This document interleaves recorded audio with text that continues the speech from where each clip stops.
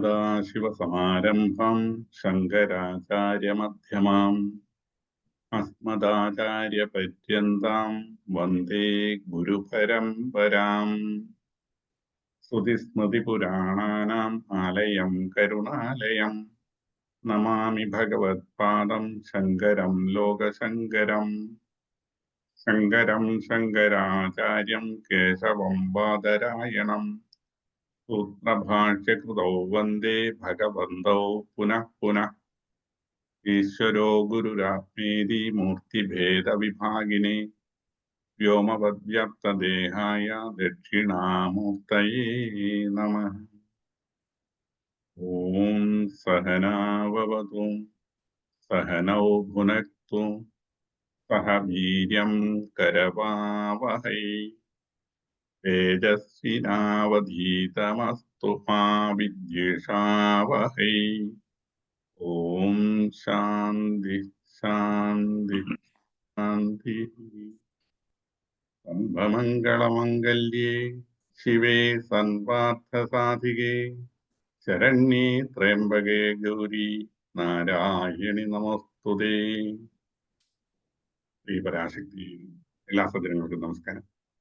കൃഷ്ണമന്ദിർ സംഘടിപ്പിക്കുന്ന ഈ ശ്രീനിവാസൻ തന്നില്ലെങ്കിൽ നയിക്കുന്ന ലളിത സഹസ്രനാമ പഠന ക്ലാസ്സിലേക്ക് എല്ലാവരെയും സ്നേഹപൂർവ്വം സ്വാഗതം ചെയ്യുന്നു. ക്ലാസ് നയിക്കുന്നതിന് നമ്മുടെ പ്രിയ സുഹൃത്ത് ശ്രീനിവാസന്റെ സ്നേഹാദരപൂർവ്വം സ്വാഗതം ചെയ്യുന്നു. നമസ്തേ. നമസ്തേ തിരുമേനി, എല്ലാവർക്കും നമസ്കാരം. സദാശിവസമാരംഭാം ശങ്കരാചാര്യമധ്യമാം അസ്മദാചാര്യപര്യന്താം വന്ദേ ഗുരുപരമ്പരാം. ഗജാനനം ഭൂതഗണാതിസേവിതം കവിത്തജംഭൂബലസാരഭക്ഷിതം ഉമാസുതം ശോകവിനാശകാരണം നമാമി വിഘ്നേശ്വരപാദപങ്കജം.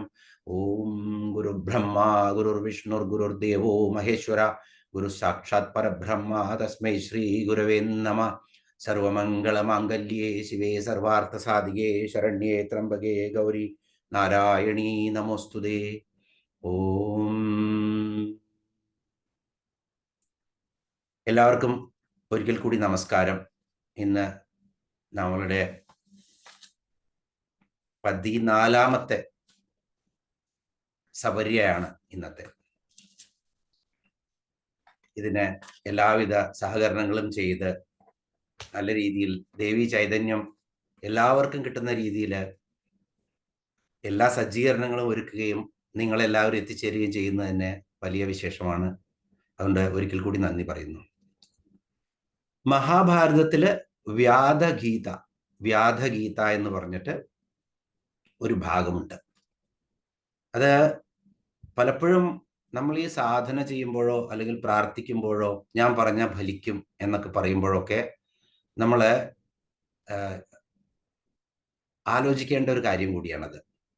കൗശികൻ എന്ന് പറഞ്ഞിട്ടുള്ള നല്ല ജ്ഞാനമൊക്കെ സമ്പാദിച്ച യുവാവായിട്ടുള്ള ഒരു മുനി ഉണ്ടായിരുന്നു. അദ്ദേഹം ആത്മജ്ഞാനം നേടാൻ വേണ്ടിയിട്ട് അങ്ങനെ വനത്തിൽ പോയി ഒരു വൃക്ഷത്തിന്റെ ചുവട്ടിലിരുന്ന് തപസ് ചെയ്തുകൊണ്ടിരിക്കുകയാണ്. അങ്ങനെ തപസ് ചെയ്തുകൊണ്ടിരിക്കുമ്പോൾ അദ്ദേഹത്തിന് ഒരുപാട് നല്ല അനുഭൂതികൾ ഉണ്ടായി. തപസ് ചെയ്യാന്ന് പറഞ്ഞു കഴിഞ്ഞാൽ പ്രാണായാമം ചെയ്യുകയായിരുന്നു. ഇടപിംഗള നാഡികളെയൊക്കെ ബന്ധിപ്പിച്ച് മൂലാധാരം ബന്ധിപ്പിച്ചിട്ട് സുഷുമ്നയിലേക്ക് പ്രാണനെ കയറ്റി വിട്ടിട്ടൊക്കെ അദ്ദേഹം ഒരുപാട് അഭ്യാസം ചെയ്തു. അങ്ങനെ ഒരു ദിവസം അദ്ദേഹം ഈ ക്രിയകളൊക്കെ ചെയ്തുകൊണ്ടിരിക്കുന്ന സമയത്ത് അദ്ദേഹത്തിന്റെ തലയില് ഒരു കിളി, ഒരു പക്ഷി കാഷ്ടിച്ചു. അങ്ങനെ അദ്ദേഹം പെട്ടെന്ന് ആ ധ്യാനത്തിൽ നിന്ന് ഉണർന്നു. കോപാകുലനായിട്ട് ആ കണ്ണുകൊണ്ട് ആ കിളി ഇരിക്കുന്ന മരത്തിലേക്ക് ഒന്ന് നോക്കി. ആ കിളി അവിടെ ഭസ്മമായി പോയി. അത് കണ്ടതോട് കൂടിയിട്ട് കൗശികന് ഒരു ഒന്നാമത് അത്ഭുതം തോന്നി. എനിക്ക് സിദ്ധികൾ വന്നു എന്നുള്ളൊരു അത്ഭുതം. രണ്ടാമത് അഹങ്കാരം. എപ്പോൾ സിദ്ധികൾ കിട്ടുമ്പോഴും അഹങ്കാരം വരുമെന്നുള്ളതാണ്. അദ്ദേഹത്തിനൊരു അഹങ്കാരം ഉണ്ടായി. എനിക്കിപ്പോ ശക്തിയുണ്ട്, ഞാൻ ബ്രഹ്മജ്ഞനായിരിക്കുന്നു, അല്ലെങ്കിൽ ബ്രഹ്മജ്ഞാനം തേടാൻ പോയിട്ട് എനിക്ക് ദൈവികമായിട്ടുള്ള ശക്തികളൊക്കെ കിട്ടിയിട്ടുണ്ട് എന്ന് കൗശികന് തോന്നുകയാണ്.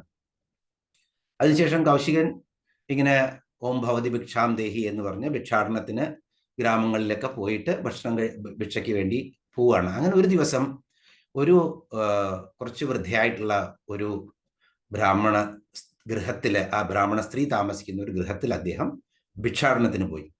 ഭിക്ഷ ചോദിക്കുകയാണ്. അപ്പോ ഓം ഭവതി ഭിക്ഷാം ദേഹി എന്ന് പറയുമ്പോൾ ഈ അകത്തു നിന്നുള്ള സ്ത്രീ ശബ്ദം പറയാണ്, ഞാൻ തരാം, കുറച്ചു നേരം കാത്തു നിൽക്കൂ എന്ന് പറയും. കുറച്ചു നേരം കാത്തു നിൽക്കൂ എന്ന് പറഞ്ഞ് കുറച്ചു നേരം കൗശികൻ കാത്തു നിൽക്കും. പക്ഷേ പെട്ടെന്ന് ഈ സ്ത്രീ വരുന്നില്ല.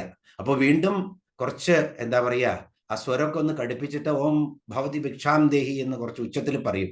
അപ്പൊ വീണ്ടും പറയും, ഒന്ന് കാത്തു നിൽക്കൂ, ഞാനിവിടെ ഒരു കാര്യം ചെയ്യാണ്, അത് കഴിഞ്ഞ് വരാമെന്ന് പറയണം. 2 മിനിറ്റ് കൂടി കഴിഞ്ഞപ്പോൾ അദ്ദേഹത്തിന് വീണ്ടും ദേഷ്യം കൂടി.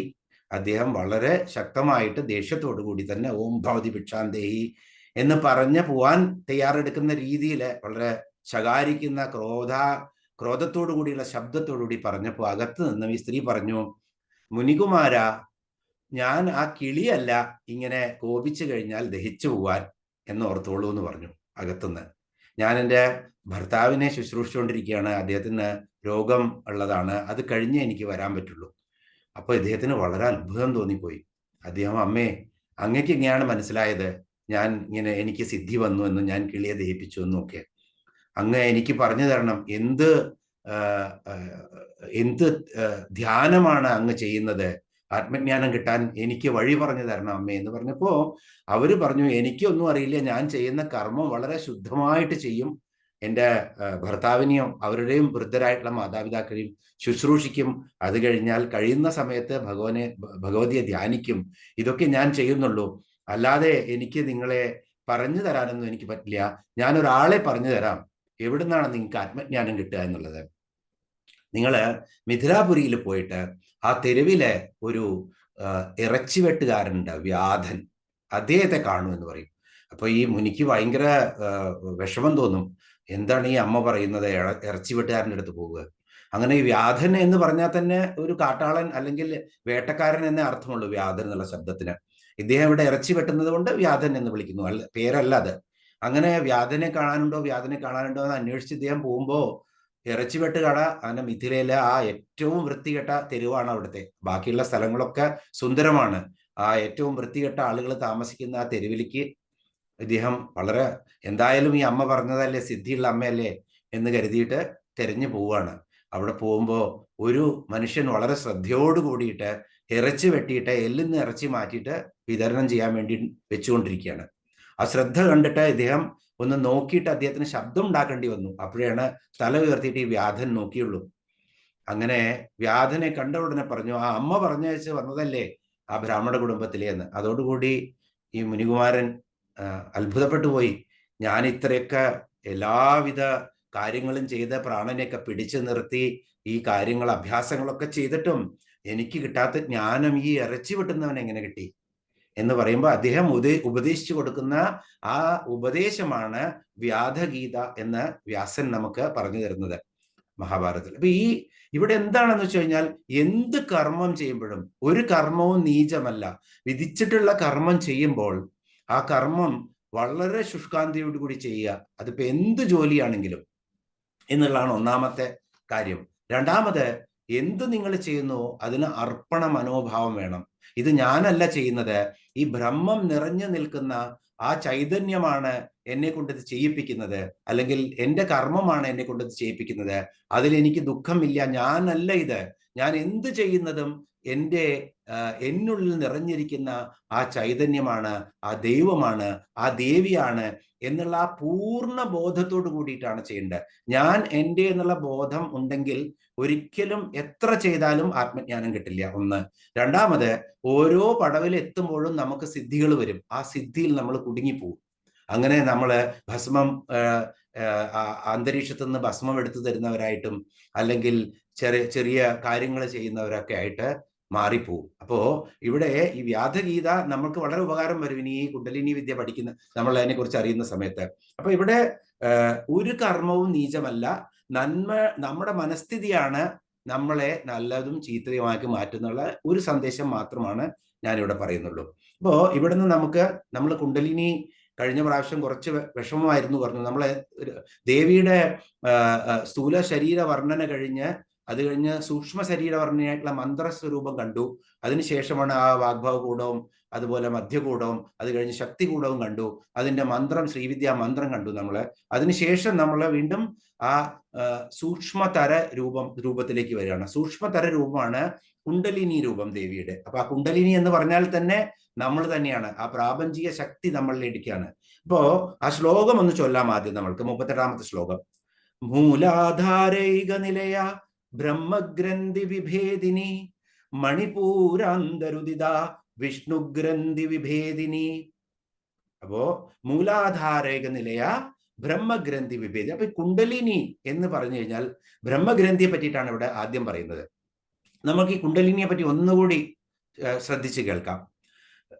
നമ്മളുടെ ഈ ബ്രഹ്മരന്ധ്രം എന്ന് പറഞ്ഞ് നമ്മുടെ ശിരസ്സില് ആ സഹസ്രാര പത്മത്തിന് മുകളില് ബ്രഹ്മരന്ധ്രമുണ്ട്. ഈ ബ്രഹ്മരന്ധ്രം എന്നൊക്കെ പറഞ്ഞു കഴിഞ്ഞാൽ ചെറിയ കുട്ടികളിൽ ഈ പതി എന്ന് പറയുന്ന നമ്മളൊക്കെ കാണാറുണ്ട്. ആ ഭാഗം മാത്രം കൂടാറില്ല, ബാക്കിയൊക്കെ കംപ്ലീറ്റ് ആയിരിക്കും ഒരു ശിശു ജനിക്കുമ്പോൾ. പക്ഷേ ശിരസ്സില് ആ ബ്രഹ്മരന്ധ്രത്തിലൂടെ എവിടെയാണോ ആ പ്രാണശക്തി, ആ പ്രപഞ്ചത്തിലുള്ള പ്രാണശക്തി ചുരുങ്ങിയ ഒരു അണുവായിട്ട് ആ ശക്തി നമ്മുടെ മൂലാധാര ചക്രത്തിൽ വന്ന് പതിച്ചിരിക്കുന്നത്, അല്ലെങ്കിൽ ഇറങ്ങി കുടികൊള്ളുന്നത്, ആ ഭാഗമാണ് നമ്മുടെ ആ ബ്രഹ്മരന്ധ്രം. അപ്പോ സാധന ചെയ്തിട്ടുള്ള നല്ല ആത്മാക്കളുടെ പ്രാണൻ പോകുമ്പോഴും ഈ ബ്രഹ്മരന്ധ്രത്തിൽ കൂടെയാണ് പോവുക. അപ്പൊ അവർക്ക് വീണ്ടും ജന്മം ഉണ്ടാവില്ല എന്നൊക്കെയാണ് സങ്കല്പം. അതിനൊക്കെയാണ് ഈ സാധനകളൊക്കെ ചെയ്യുന്നത്. അപ്പോ ഇവിടെ മൂലാധാരിക നിലയെയാണ് ആദ്യമായിട്ട് ദേവി. അപ്പോ മൂലാധാരത്തില് സ്ഥിതി ചെയ്യുന്നവളായിട്ടാണ് ദേവി, അല്ലെങ്കിൽ പ്രാണന്റെ ശക്തി നമ്മളുടെയൊക്കെ. നമ്മൾക്കറിയാം സുഷുമ്ന നാഡിയുടെ ഏറ്റവും അറ്റത്ത്. അപ്പൊ മൂലാധാരം എന്ന് പറയുന്നത് എന്താണ്? സുഷുമ്ന നാഡിയുടെ കീഴറ്റമാണിത്. അതുകൊണ്ടാണ് അതിന്റെ മൂലഭാഗമാണ് ഒന്ന്. രണ്ടാമതോ കുണ്ടലിനിക്ക് ആധാരമാണ്. കുണ്ടലിനി അവിടെയാണ് ഇരിക്കുന്നത്. അതുകൊണ്ടാണ് ഈ ചക്രത്തിന് മൂലാധാര, ഷഡ്ചക്രങ്ങളിലെ ആദ്യത്തെ ചക്രമായ മൂലാധാര ചക്രത്തിന് മൂലാധാര ചക്രം എന്ന് പറയുന്നത്. അത് സുഷുമ്നയ്ക്ക്, പ്രാണന്റെ ആ എന്താ പറയുക, ആ ഗമനം, അല്ലെങ്കിൽ ആഗമനം കഴിഞ്ഞ ഗമിക്കേണ്ടതും ആ ഗമന വഴിയാണ് ഏത്? ഈ സുഷുമ്ന നാഡി. സുഷുമ്ന നാഡിയിലും നടുവിലുള്ളതാണ് സുഷുമ്ന എന്ന് പറയുന്നത്. അതിന്റെ ഉള്ളിലും വീണ്ടും നാഡികളുണ്ട് എന്നൊക്കെ വളരെ ഈ തന്ത്രശാസ്ത്രങ്ങളിലൊക്കെ വളരെ വ്യക്തമായിട്ട് പറയുന്നുണ്ട്. നമുക്ക് സുഷുമ്ന അറിഞ്ഞാൽ മതി.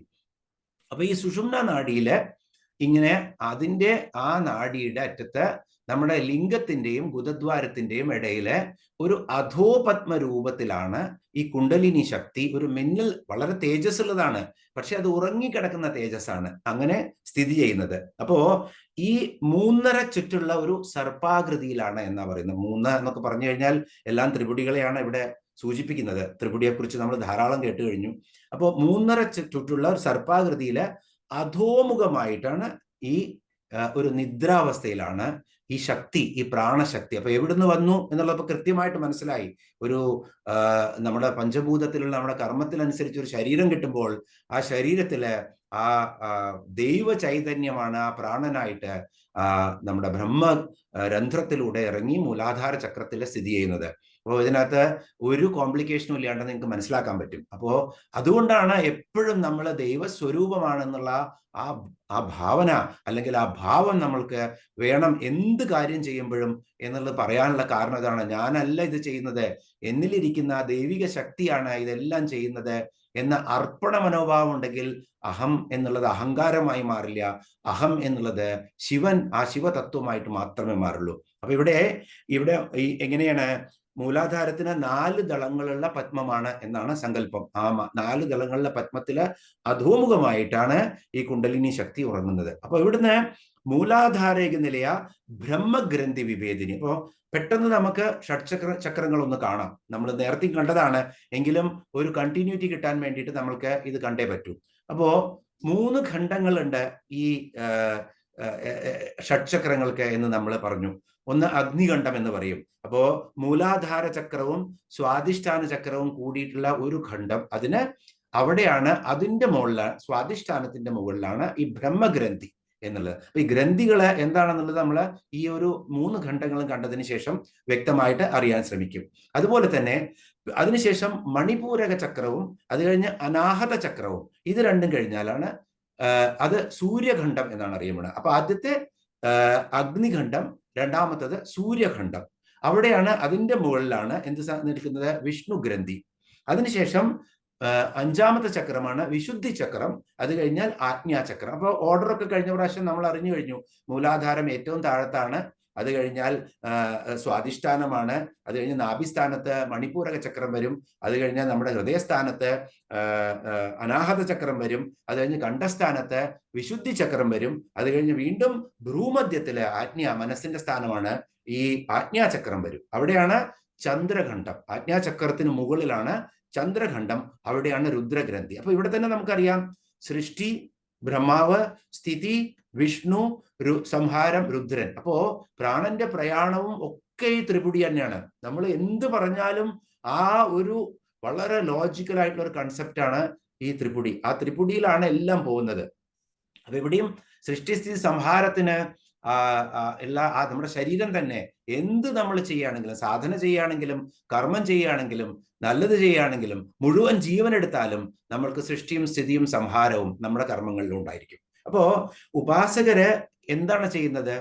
ഈ മൂലാധാരത്തിലിരിക്കുന്ന ആ ശക്തിയെ, ആ കുണ്ടലിനിയെ ഉണർത്തിയിട്ട് പതുക്കെ പതുക്കെ പതുക്കെ ഗ്രന്ഥികൾ. അപ്പൊ ഈ ഗ്രന്ഥികൾ എന്ന് പറഞ്ഞാൽ ഇതിന് ഓരോ സ്ഥാനങ്ങളുണ്ട്, അത് മനസ്സിലാക്കി വെക്കണം. അപ്പൊ ഈ 6 ചക്രങ്ങൾക്കും എല്ലാം പഞ്ചഭൂതങ്ങളാണ് എന്ന് നമുക്ക് കൃത്യമായിട്ട് അറിയാം. ആറാമത്തതാണ് ആത്മാവ് അല്ലെങ്കിൽ മനസ്സ്. മനസ്സ് എന്ന് വെക്കാം. പിണ്ടാണ്ടത്തിൽ നമ്മൾ ആത്മാവ് എന്ന് പറയേണ്ട ആവശ്യമില്ല, മനസ്സ് എന്ന് പറഞ്ഞാൽ മതി. അപ്പൊ 5 പഞ്ചഭൂതങ്ങള്. ഇപ്പോ മൂലാധാരം എന്ന് പറയുന്നത് ഭൂമിസ്ഥാനമാണ്. അത് കഴിഞ്ഞാൽ സ്വാധിഷ്ഠാനം എന്ന് പറയുന്നിടത്ത് ജലതത്വമാണ്. അതുപോലെ തന്നെ മണിപൂരകം എന്ന് പറയുന്നിടത്ത് അഗ്നിയാണ്. അതിങ്ങനെ ഈ പെട്ടെന്നുള്ള ഈ ശ്ലോകം അർത്ഥമാണ് പൃഥ്വി അപ്പ് തേജോ വായു ആകാശം എന്ന്. അപ്പ് എന്ന് പറഞ്ഞാൽ ജലം എന്നാണ് സംസ്കൃതത്തില്. അപ്പൊ പൃഥ്വി അപ്പ് തേജോ എന്ന് പറഞ്ഞാൽ അഗ്നി, തേജസ് എന്ന് പറഞ്ഞാൽ അഗ്നി. പൃഥ്വി അപ്പ് തേജോ വായു ആകാശം എന്നുള്ള 5 ഓർഡറിലാണ് ഈ 5 ചക്രങ്ങളും. ആറാമത്തത് മനസ്സാണ്, നമ്മുടെ വിശുദ്ധി ചക്രത്തിലിരിക്കുന്നത്. അപ്പോ ഇവിടുന്ന് മോളിലാണ് 7ാമത്തെ സഹസ്രാര ചക്രത്തില് ആ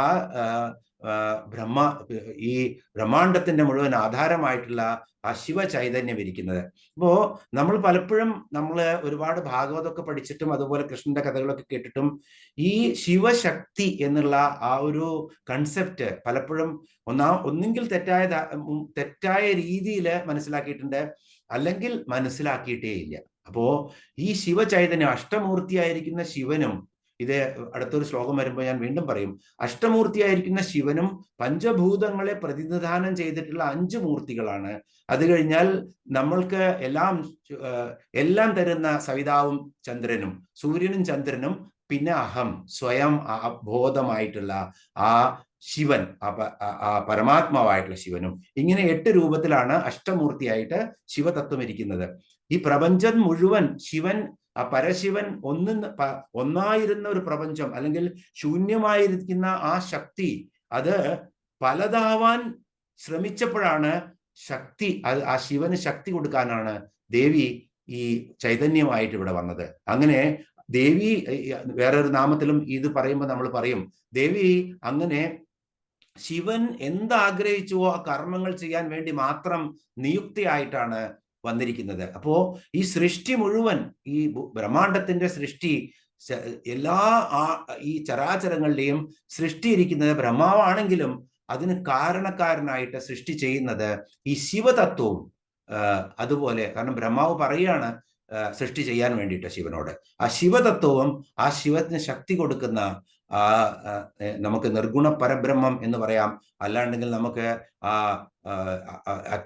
തപസ്സിന്റെ ഏറ്റവും വലിയ സമാധി അവസ്ഥയിലിരിക്കുന്ന ശിവന് ജീവൻ കൊടുക്കുന്ന ശക്തിയായിട്ടാണ് ഇവിടെ ദേവി വരുന്നത്. അപ്പൊ ഇതെല്ലാം ഈ പാർവതി എല്ലായിടത്തും, ഇപ്പൊ ലക്ഷ്മി ആണെങ്കിലും സരസ്വതി ആണെങ്കിലും ഒക്കെ ഈ എല്ലാ അസുര നിഗ്രഹത്തിനും എല്ലാറ്റിനും വരുന്നത് ഭാരത സങ്കല്പത്തിലെ സനാതന എന്ന് പറഞ്ഞാൽ തന്നെ കുലദേവി എന്നുള്ള ഈ സങ്കല്പത്തിൽ നിന്നാണ്. അപ്പോ ശിവനും ശക്തിയും അങ്ങനെയാണ് പോകുന്നത്. അപ്പോ ഇവിടെ ഭൂമി, ജലം, അതുപോലെ ഈ പൃഥ്വി അപ്പ് തേജോ വായു ആകാശം മനസ്സ് എന്നുള്ള രീതിയിൽ 6 ചക്രങ്ങള്, അങ്ങനെ 3 ഖണ്ഡങ്ങൾ. അപ്പോ ഇവിടെ എന്താണ് ഈ ഗ്രന്ഥി എന്ന് ശരിക്കും നമ്മളുടെ ഈ പിണ്ടാണ്ടത്തിൽ സ്ഥിതി എന്താണ് ഗ്രന്ഥി എന്ന് പറഞ്ഞാൽ, ഇപ്പോ മൂലാധാരത്തിലിരിക്കുന്ന പ്രാണൻ എന്ന് പറഞ്ഞാൽ മോശമല്ലത്. നമ്മൾക്ക് ജീവൻ തന്ന് നമ്മുടെ കർമ്മത്തിനനുസരിച്ച് നമ്മളെ കർമ്മം ചെയ്യാൻ പ്രേരിപ്പിക്കുന്ന ആ ശക്തിയാണത്. അപ്പോ അതിന് മുന്നിലേക്ക് പ്രയാണം ചെയ്യണമെങ്കിൽ എപ്പോഴും നിങ്ങൾക്ക് ഒരുപാട് കഷ്ടതകൾ വരും. കഷ്ടതകൾ എന്ന് പറഞ്ഞാൽ പ്രയാസങ്ങൾ വരും. പെട്ടെന്ന് ഒരു സാധകൻ ഒരു ദിവസം എണീറ്റ് നിന്ന് എനിക്ക് ഒരു കാര്യം ചെയ്യണം എന്ന് പറഞ്ഞാൽ, നമുക്ക് എന്ത് കർമ്മം ചെയ്യുകയാണെങ്കിലും അത് നമ്മൾക്ക് ചാലഞ്ചിങ് ടാസ്ക് എന്നൊക്കെ പറയും നമ്മൾ ഇംഗ്ലീഷിൽ. അതൊരു ചാലഞ്ചിങ് ടാസ്ക് ആണെങ്കിൽ അതിന് ഒരുപാട് നമുക്ക് അതിന് തയ്യാറെടുപ്പുകൾ വേണം, ഒരു പ്രിപ്പറേഷൻ വേണം. അതിനുശേഷം പ്രിപ്പയർ ചെയ്തതിന് ശേഷം സ്വയം നമ്മളെ തന്നെ നമ്മൾ പ്രിപ്പയർ ചെയ്യണം. അതിനുശേഷം നമ്മൾ പഠിക്കണം അതെന്താ ചെയ്യേണ്ടത്. പഠിച്ചതിന് ശേഷം അതിനുള്ള വിദ്യകളൊക്കെ നമ്മൾ എങ്ങനെ പ്രാവർത്തികമാക്കേണ്ടത് നമ്മൾ നോക്കണം. അതിനുശേഷമാണ് ഓരോ കടമ്പകളും നമ്മൾ തരണം ചെയ്യുന്നത്. അപ്പോ ഇവിടെ ബ്രഹ്മഗ്രന്ഥി ശരിക്കു പറഞ്ഞാൽ നമ്മളുടെ ഈ ബന്ധനങ്ങൾ തന്നെയാണ്. അപ്പോ ഒരു സാധകന് തൻ്റെ, അല്ലെങ്കിൽ ഒരു സാധാരണക്കാരന് മൂലാധാരത്തിലിരിക്കുന്ന ഈ ദേവി ചൈതന്യത്തെ ഉയർത്തണമെങ്കിൽ തൻ്റെ ബന്ധങ്ങള് അല്ലെങ്കിൽ ആ ബന്ധനങ്ങൾ തന്നെ അദ്ദേഹത്തിന് ഭേദിക്കേണ്ടി വരും. അപ്പോൾ നമ്മളുടെ കാമനകളും കാമങ്ങളും നമ്മുടെ പുത്ര പൗത്ര കളത്രാദി ബന്ധങ്ങളും നമ്മുടെ ശത്രുമിത്ര ദ്വേഷങ്ങളും ഇതെല്ലാം കൂടിയിട്ടുള്ളതാണ് ഇവിടെ ഈ ബ്രഹ്മഗ്രന്ഥി എന്ന് പറയുന്നത്. അപ്പൊ ഏറ്റവും പ്രയാസമുള്ള ഗ്രന്ഥിയാണ് ബ്രഹ്മഗ്രന്ഥി വിഭേദിക്കുക എന്നുള്ളത്. അത് അങ്ങനെയാണ് എപ്പോഴും. ഒരു പ്രാവശ്യം നമ്മൾക്ക് ആ ഫ്ലോ കിട്ടിക്കഴിഞ്ഞാൽ ഈ എനർജി നമ്മൾക്ക് എന്ത് പണിയും നമുക്ക് കൊണ്ടുപോകാൻ പറ്റും. പക്ഷേ ഇനീഷ്യലി സെറ്റ് ബാക്ക് വന്നു കഴിഞ്ഞാൽ നമുക്ക് മുന്നിലോട്ട് പോകാൻ വളരെ ബുദ്ധിമുട്ടായിരിക്കും. അപ്പൊ ഇവിടെ ബ്രഹ്മഗ്രന്ഥി എന്ന് പറഞ്ഞാൽ ഇതെല്ലാം. അപ്പൊ ദേവിയുടെ ഉപാസന ചെയ്ത്, ദേവിയുടെ മന്ത്രജപം ചെയ്ത്, ഇത് നമ്മുടെ ശരീരത്തെയൊക്കെ പ്രിപ്പയർ ചെയ്ത്, നമ്മൾക്കറിയാം നമ്മൾ എങ്ങനെയാണ് അത് ചെയ്യുന്നതാണ്. ശ്വാസോച്ഛ്വാസം എന്ന് പറഞ്ഞു കഴിഞ്ഞാൽ പ്രാണനെ, നമ്മുടെ ജീവനെ നിലനിർത്തുന്ന ആ ശ്വാസോച്ഛ്വാസം പിംഗള നാഡിയിലൂടെ പോകുന്നതിന് പകരം നമ്മൾ മൂലബന്ധമൊക്കെ ചെയ്ത് ഈ പ്രാണനൊരിക്കലും സഞ്ചരിക്കാതിരിക്കാൻ പറ്റില്ല. ആ പ്രാണവായുവിനെ അങ്ങനെ ഈ സുഷുമ്നയിലേക്ക് കടത്തിവിടുമ്പോൾ ആണ് എന്തു വരുന്നത്, ഇത് പതുക്കെ പതുക്കെ മൂലാധാരത്തിൽ നിന്നും സ്വാധിഷ്ഠാനത്തിലേക്ക് പ്രവേശിച്ച് ഈ ബ്രഹ്മഗ്രന്ഥിയെ വിഭേദിക്കും.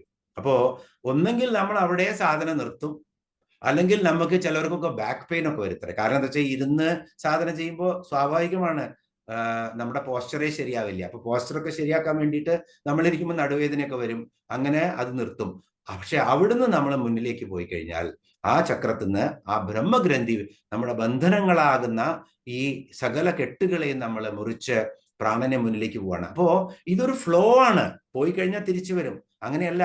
ഇതിപ്പോ ഒരു പ്രാവശ്യം ഈ ബ്രഹ്മഗ്രന്ഥി വിഭേദിച്ചു കഴിഞ്ഞാൽ നമ്മളെ പിന്നെ മുഴുവൻ സർവസംഘ പരിത്യാഗികളായി മാറും. അങ്ങനെയൊന്നുമല്ല.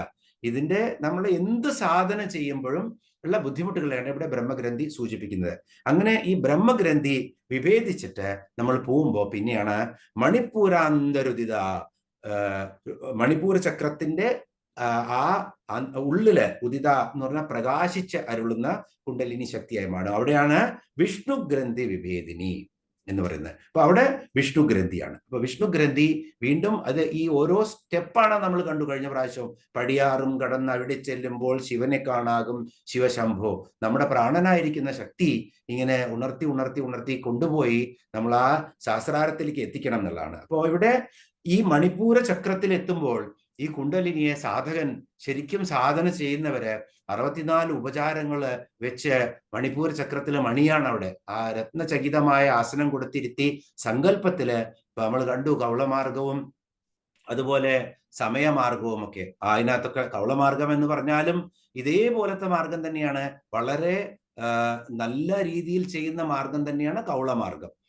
പക്ഷേ പലപ്പോഴും നമ്മൾ കൗളമാർഗത്തിനെ വളരെ മോശമായ രീതിയിൽ ചിത്രീകരിക്കുന്നുണ്ട്. ഞാൻ കണ്ട ഒരു കാര്യം സൂചിപ്പിക്കാൻ ആഗ്രഹിക്കുന്നു. ഞാനിപ്പോ കഴിഞ്ഞ മാസം പഞ്ചാബിൽ പോയി. അപ്പോ പഞ്ചാബിലെ ഒരു സ്ഥലം മൊഹാലിക്കും അതുപോലെ പട്യാലയ്ക്കും ഇടയിൽ ഒരു സ്ഥലത്താണ് ഞാൻ തങ്ങിയത്, ബോർഡറിൽ. അപ്പൊ അവിടെ ഒരു റെസ്റ്റോറൻറ്റിലെ മുകളിൽ പോയി. റെസ്റ്റോറൻറ്റിൽ അപ്പോ പഞ്ചാബാണല്ലോ, അപ്പൊ എല്ലാ റെസ്റ്റോറൻറ്റുകളിലും മദ്യം കൊടുക്കുന്നതൊക്കെ ഉണ്ടായിരിക്കും. ഈവനിങ് ആണ്, അപ്പോൾ AC ഒക്കെ ഇട്ടിട്ടുണ്ട്. അപ്പൊ ഞാൻ ചുമരിൽ നോക്കിയപ്പോൾ ധാരാളം വരച്ചിട്ടും എഴുതിയൊക്കെ വെച്ചിട്ടുണ്ട്. ഒരു സ്ഥലത്ത് നോക്കി നോക്കുമ്പോൾ വളരെ കൃത്യമായിട്ട് എനിക്ക് എന്താണെന്നൊരു പിടിയും കിട്ടിയില്ല, പക്ഷെ വളരെ അട്രാക്റ്റീവ് ആയി തോന്നി. അപ്പൊ ഞാൻ വീണ്ടും വീണ്ടും എണീറ്റ് നിന്നത് വായിച്ചു. അപ്പോ അവിടെ എന്താണ് അത് എഴുതിയിരിക്കുന്നത്? പീത്വ പീത്വ പുനഃ പീത്വ യാവത് പതതി ഭൂതലേ ഉത്ഥായച പുനഃപീത്വ പുനർജന്മന വിദ്യതേ. വളരെ രസകരമായിട്ടായിരുന്നു. അപ്പൊ ഞാനിവിടെ വീട്ടിൽ വന്നിട്ട് ശ്രീമതിയോട് പറയുകയും ചെയ്തു, ഈ ലാസ്റ്റ് പുനർജന്മന വിദ്യത എന്നുള്ളത് മാത്രം മാറ്റിക്കഴിഞ്ഞാൽ ഇത് കൃത്യമായിരുന്നു. ആരാണോ എഴുതിയത് ഗംഭീരാണ്. ഞാൻ കരുതിയ ഏതെങ്കിലും ആളുകൾ കോട്ട് ചെയ്തായിരിക്കുന്നത്. അപ്പൊ നമ്മളെക്കാളിലൊക്കെ എത്ര അറിവുള്ള ആളുകളാണ് ഈ ഒരു പിന്നെ ഒരു റെസ്റ്റോറന്റിൽ പോലും ഉള്ളത് എന്ന് ഓർക്കണം. പീത്വ പീത്വ പുനഃപീത്വ. അപ്പോ വെറും പ്രാകൃതമായിട്ട് നമ്മൾ പറയുകയാണെങ്കിൽ ഇപ്പൊ ഈ പിന്നെ ഇത് കുളാർണവം, ഞാൻ പിന്നെ അതിനുശേഷം ഇത് ഗൂഗിളിലൊക്കെ ഇട്ടിട്ടൊന്ന് തപ്പി നോക്കി എന്താണെന്ന് അറിയാൻ. അപ്പോഴാണ് മനസ്സിലായത്, കുളാർണവം എന്നുള്ള ഒരു കൗള ഗ്രന്ഥമുണ്ട്, ഗംഭീര ഗ്രന്ഥമാണത്. അതിനകത്ത് ഉള്ള ഒരു ശ്ലോകമാണിത്. ഇവിടെ ഇതിനെ ആളുകൾ, ഞാൻ ചില ആളുകളൊക്കെ വ്യാഖ്യാനിക്കുന്നത് ഞാൻ വീണ്ടും കണ്ടു. അത് വളരെ കൃത്യമായിട്ട് പറയണു. അവര് അതിനെ തമാശ രൂപത്തിലാക്കിയിട്ട് പീത്വ പീത്വ, കുടിക്കൂ, വീണ്ടും കുടിക്കൂ, കുടിച്ചുകൊണ്ടേയിരിക്കൂ, പുനഃപീത്വ, വീണ്ടും വീണ്ടും കുടിക്കൂ, യാവത് പതതി ഭൂതലേ, എത്ര വരെ കുടിക്കണം? കുടിച്ചിട്ട് നിങ്ങളെ ഭൂമിയിൽ വീഴുന്നത് വരെ കുടിച്ചുകൊണ്ടിരിക്കൂ എന്നാണ് പറയുന്നത്.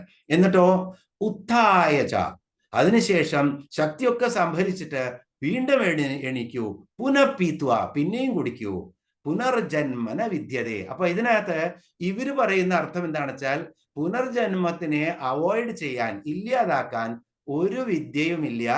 അതുകൊണ്ട് നിങ്ങൾ ഇതൊക്കെ കുടിച്ചുകൊണ്ടിരുന്നിട്ട് ഇരുന്നോളൂ, സന്തോഷിച്ചോളൂ, നിങ്ങൾക്ക് കിട്ടേണ്ടത് കിട്ടും എന്നുള്ള തരത്തിലുള്ള ഒരു വ്യാഖ്യാനം ഉദ്ദേശിച്ചിട്ടാണ് അത് എഴുതുന്നത്. പക്ഷേ ഇവിടെ നമ്മൾ കുണ്ടലിനി ശക്തിയെ പറ്റി ഓർക്കുമ്പോഴാണ് നമ്മൾക്ക് ഇതിന്റെ എത്ര മനോഹരമായിട്ടുള്ള അർത്ഥമാണെന്ന് മനസ്സിലാവുന്നത്. അതുകൊണ്ട് തന്നെയാണ് ഒരു പിന്നെ ഇതുപോലെ തന്നെ ഒരു തന്ത്രഗ്രന്ഥത്തില് ഭഗവാൻ ഇങ്ങനെ, ദേവി ചോദിക്കുന്നതാണ് പാർവതി, ഈ സാധകർക്ക് ജന്മജന്മാന്തരങ്ങളിലെ ഈ ചക്രങ്ങളിലൂടെ കടന്നു പോകാതെ അവർക്ക് മോക്ഷം കൊടുക്കാൻ എന്താണ് ചെയ്യേണ്ടത്? കാരണം ദേവിയും പരമേശ്വരനും എന്നും വൈകുന്നേരത്ത് ഈ ബ്രഹ്മാണ്ടത്തിലെ ചുറ്റി സഞ്ചരിക്കും, എന്തൊക്കെയാണ് സംഭവിക്കുന്നതെന്ന് അറിയാൻ. അങ്ങനെ നടക്കുന്ന സമയത്ത് അവർ കാണുന്ന ഓരോ കാര്യങ്ങളും, ആ അമ്മയുടെ ഹൃദയം ഇങ്ങനെ തേങ്ങുമ്പോൾ മക്കൾക്ക് വേണ്ടി പരമേശ്വരനോട് പലതും ചോദിക്കും.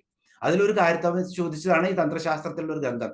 അതിനകത്തുള്ള ഒരു ചോദ്യമാണ്, മക്കൾക്ക് ഇങ്ങനെ ഇങ്ങനെ ചുറ്റിത്തിരിയാതെ അവർക്ക് എങ്ങനെ മോക്ഷം കിട്ടും എന്നുള്ളപ്പോ പല സൂത്രങ്ങളും പറയുമ്പോൾ ഭഗവാൻ പറയാണ്, മഹാദേവൻ, ഗോപ്യതമം ദേവി സ്വയോനിരൗ പാർവതി. ഈ പറയുന്ന സൂത്രങ്ങളൊക്കെ നീയും ഞാനും മാത്രം, നീ എന്നെ അറിയുന്ന, അല്ലെങ്കിൽ എനിക്ക് മാത്രം പ്രാപ്യമായിട്ടുള്ള നിന്റെ ഗോപ്യ അവയവങ്ങളെ പോലെ ഗോപ്യതമമായി വെക്കണം ഇതെല്ലാം, അല്ലെങ്കിൽ ആർക്കും ഇതിനെ, അപ്പൊ ഇത് മനസ്സിലാക്കാൻ പറ്റില്ല. അപ്പൊ പീത്വ പീത്വ എന്ന് പറഞ്ഞു കഴിഞ്ഞാൽ കുടിക്കുന്നവന് കുടിച്ചുകൊണ്ടിരിക്കുക എന്ന് മാത്രമേ മനസ്സിലാവുള്ളൂ. അപ്പൊ ഗോപ്യതമമാണ്.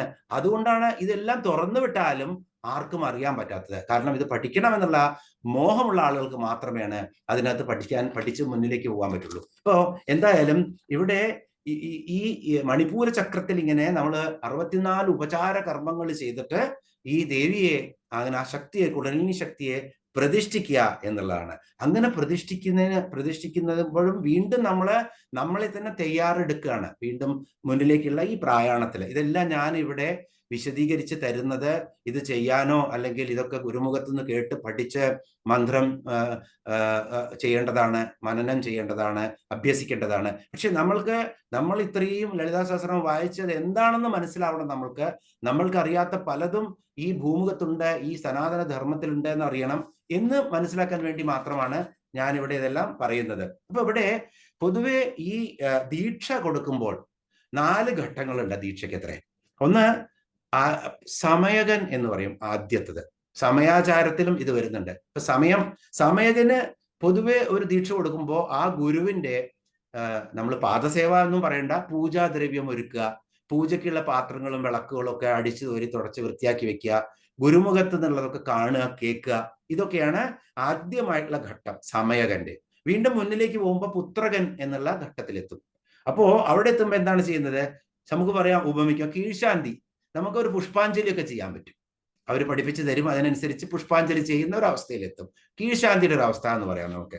അതിനുശേഷം സാധകൻ എന്നുള്ള അവസ്ഥയിലേക്ക് പോകും. സാധകനാവുമ്പോൾ പൂജാരീതികളൊക്കെ പഠിപ്പിക്കും, എല്ലാം നമുക്ക് ചെയ്യാൻ പറ്റും എന്നുള്ള പഠനവും അഭ്യാസവും ഒരേപോലെ നടക്കുന്ന ഒരു അവസ്ഥയിൽ നമ്മൾ എത്തും. അവിടെയാണ് സാധന എന്ന് പറയുന്നത്. അതിനുശേഷം നമ്മൾ ആചാര്യൻ എന്നുള്ള നിലയിലേക്ക് ഉയർത്തപ്പെടും. നമ്മൾക്ക് മന്ത്രോപദേശം കൊടുക്കാൻ പറ്റും. ആർക്ക്? സമയകൻ, പുത്രകൻ, അതുപോലെ സാധകൻ എന്നുള്ള അവസ്ഥയിലെ ആളുകൾക്ക് കൊടുക്കാൻ പറ്റുന്ന അവസ്ഥയിലെത്തും. അപ്പൊ ഇങ്ങനെ ഇതിന് പല ഘട്ടങ്ങളുണ്ട്. അപ്പൊ ഈ ഘട്ടങ്ങളൊക്കെ നമ്മള് ഇതൊക്കെ പഠിക്കുന്നത് ഗുരുമുഖത്ത് നിന്ന് കേട്ട് പഠിക്കേണ്ടതാണ്. മന്ത്രസിദ്ധിയും എങ്ങനെയാണ് പ്രാക്ടീസ് ചെയ്യേണ്ടതെന്നൊക്കെ. പക്ഷേ പലപ്പോഴും നമ്മൾ പ്രാണായാമമൊക്കെ നമ്മൾ ചെയ്യുമ്പോൾ നമുക്ക് ശ്രദ്ധിച്ച് ചെയ്യാവുന്നതേ ഉള്ളൂ. ഇതിനകത്ത് എങ്ങനെ അങ്ങനെ ഒരു ശക്തി നമ്മുടെ ശരീരത്തിലുണ്ട് എന്നുള്ളത് തീർത്തും നമ്മൾ മനസ്സിലാക്കിക്കൊള്ളുക. ആ മനസ്സിലാക്കി കഴിഞ്ഞാൽ പിന്നെ നമ്മൾക്ക് പല കാര്യങ്ങൾ ചെയ്യുമ്പോഴും ആ എനർജി വരും. ഈവൻ ലളിതാ സഹസ്രനാമം ചൊല്ലുമ്പോൾ നമുക്ക് പെട്ടെന്ന് നമുക്കൊരു വലിയ എനർജി തന്നെ കിട്ടും അങ്ങനെ ചെയ്യുമ്പോൾ എന്നുള്ളതാണ്. അപ്പോ ഇത് ഇത് എന്താ പറയുക, ഈ ബ്രഹ്മഗ്രന്ഥി വിവേദിക്കുന്നു എന്ന് പറഞ്ഞു കഴിഞ്ഞാൽ, അല്ലെങ്കിൽ ഇതൊക്കെ ചെയ്യുന്ന എന്താണ്? നമ്മുടെ ഷഡ്വൈരികള്. ഇപ്പൊ ഈ ഗ്രന്ഥികളൊക്കെ നമ്മുടെ ഷഡ്വൈരികളാണ്. കാമക്രോധ മത മോഹമത മാത്സര്യാദികളാണ് നമ്മുടെ ഷഡ്വൈരികൾ. അപ്പൊ ഇവരുമായിട്ട് എപ്പോഴും നമ്മള് ഇങ്ങനെ യുദ്ധം ചെയ്തുകൊണ്ടിരിക്കുകയാണ്. കാമത്തിനെയും എല്ലാവിധത്തിലുള്ള കാമനകള്, ക്രോധം, അത് കഴിഞ്ഞാൽ മോഹം, ലോഭം, മതം, മാത്സര്യം. പക്ഷെ ഇവരാണോ തെറ്റുകാര് എന്ന് നമ്മൾ ശരിക്കും നോക്കിക്കഴിഞ്ഞാൽ നമുക്ക് പലപ്പോഴും മനസ്സിലായിട്ടുണ്ട്. അപ്പൊ ഗായത്രി മന്ത്രമൊക്കെ കിട്ടിയത് എങ്ങനെയാ? നമുക്ക് മാത്സര്യം കാരണമാണ് കിട്ടിയത്, അല്ലെ? വിശ്വാമിത്രനും വസിഷ്ഠനും തമ്മിലുള്ള മാത്സര്യം കാരണമാണ് ഗായത്രി മന്ത്രം പോലത്തെ എന്നും ഉപാസിക്കാനുള്ള ഒരു ഗംഭീര മന്ത്രം നമുക്ക് കിട്ടിയത്. അതുപോലെ തന്നെ നമുക്ക് പലപ്പോഴും അഹല്യയ്ക്ക് രാമപാദസ്പർശം ഉണ്ടായത് ഇന്ദ്രനെ ആദ്യം ശപിച്ചു സഹസ്രഭകനായി ഭവിക്കുക എന്നൊക്കെ. എന്നാലും സഹസ്രാക്ഷൻ എന്നുള്ള ആ ഇന്ദ്രന് ഒരു അനുഗ്രഹവും കിട്ടി. 1000 കണ്ണുകളോടുകൂടി കാണാൻ പറ്റുന്ന ഒരു അനുഗ്രഹം ഇന്ദ്രന് കിട്ടി. അതുപോലെ തന്നെ അഹല്യയ്ക്ക് രാമപാദ സ്പർശം കിട്ടി. എന്തുകൊണ്ട്? അവിടെ കാമമായിരുന്നു അവിടെ. അപ്പോ സത്യം പറഞ്ഞു കഴിഞ്ഞാൽ അത് കഴിഞ്ഞാൽ വീണ്ടും നമുക്ക് അറിയാം, ഇതിനുശേഷം വീണ്ടും മുന്നിലേക്ക് പോകുമ്പോൾ ക്രോധത്തിലെ ദുർവാസാവ് ഇന്ദ്രനെ ശപിക്കുന്നതാണ്. താൻ കൊടുത്ത ആ ഗംഭീരമായിട്ടുള്ള ആ പുഷ്പം അത് ഐരാവതത്തിന്റെ മുകളിൽ വെക്കുന്നു. അപ്പോ തേനീച്ച വരുന്നു, ഐരാവതം ഇതെടുത്ത് വലിച്ചെറിയുന്നു. അങ്ങനെ ദുർവാസാവ് അത് കണ്ട് കോപം വരുന്നു. ആ കോപത്തിൽ നിന്നാണ് നമുക്ക് പാലാഴി മഥനവും അതുപോലെ തന്നെ എല്ലാം കിട്ടിയത്, അല്ലെ? അപ്പോ കോപവും വളരെ മോശമായിരുന്നെങ്കിൽ എന്തൊക്കെയോ അതൊന്നും നല്ല കാര്യങ്ങൾ സംഭവിക്കുന്നുണ്ട്. അതുപോലെ തന്നെ ഇനി നമ്മൾ മോഹത്തെക്കുറിച്ച് ആലോചിക്കുകയാണെങ്കിൽ ശീലാവതിയുടെ കഥ.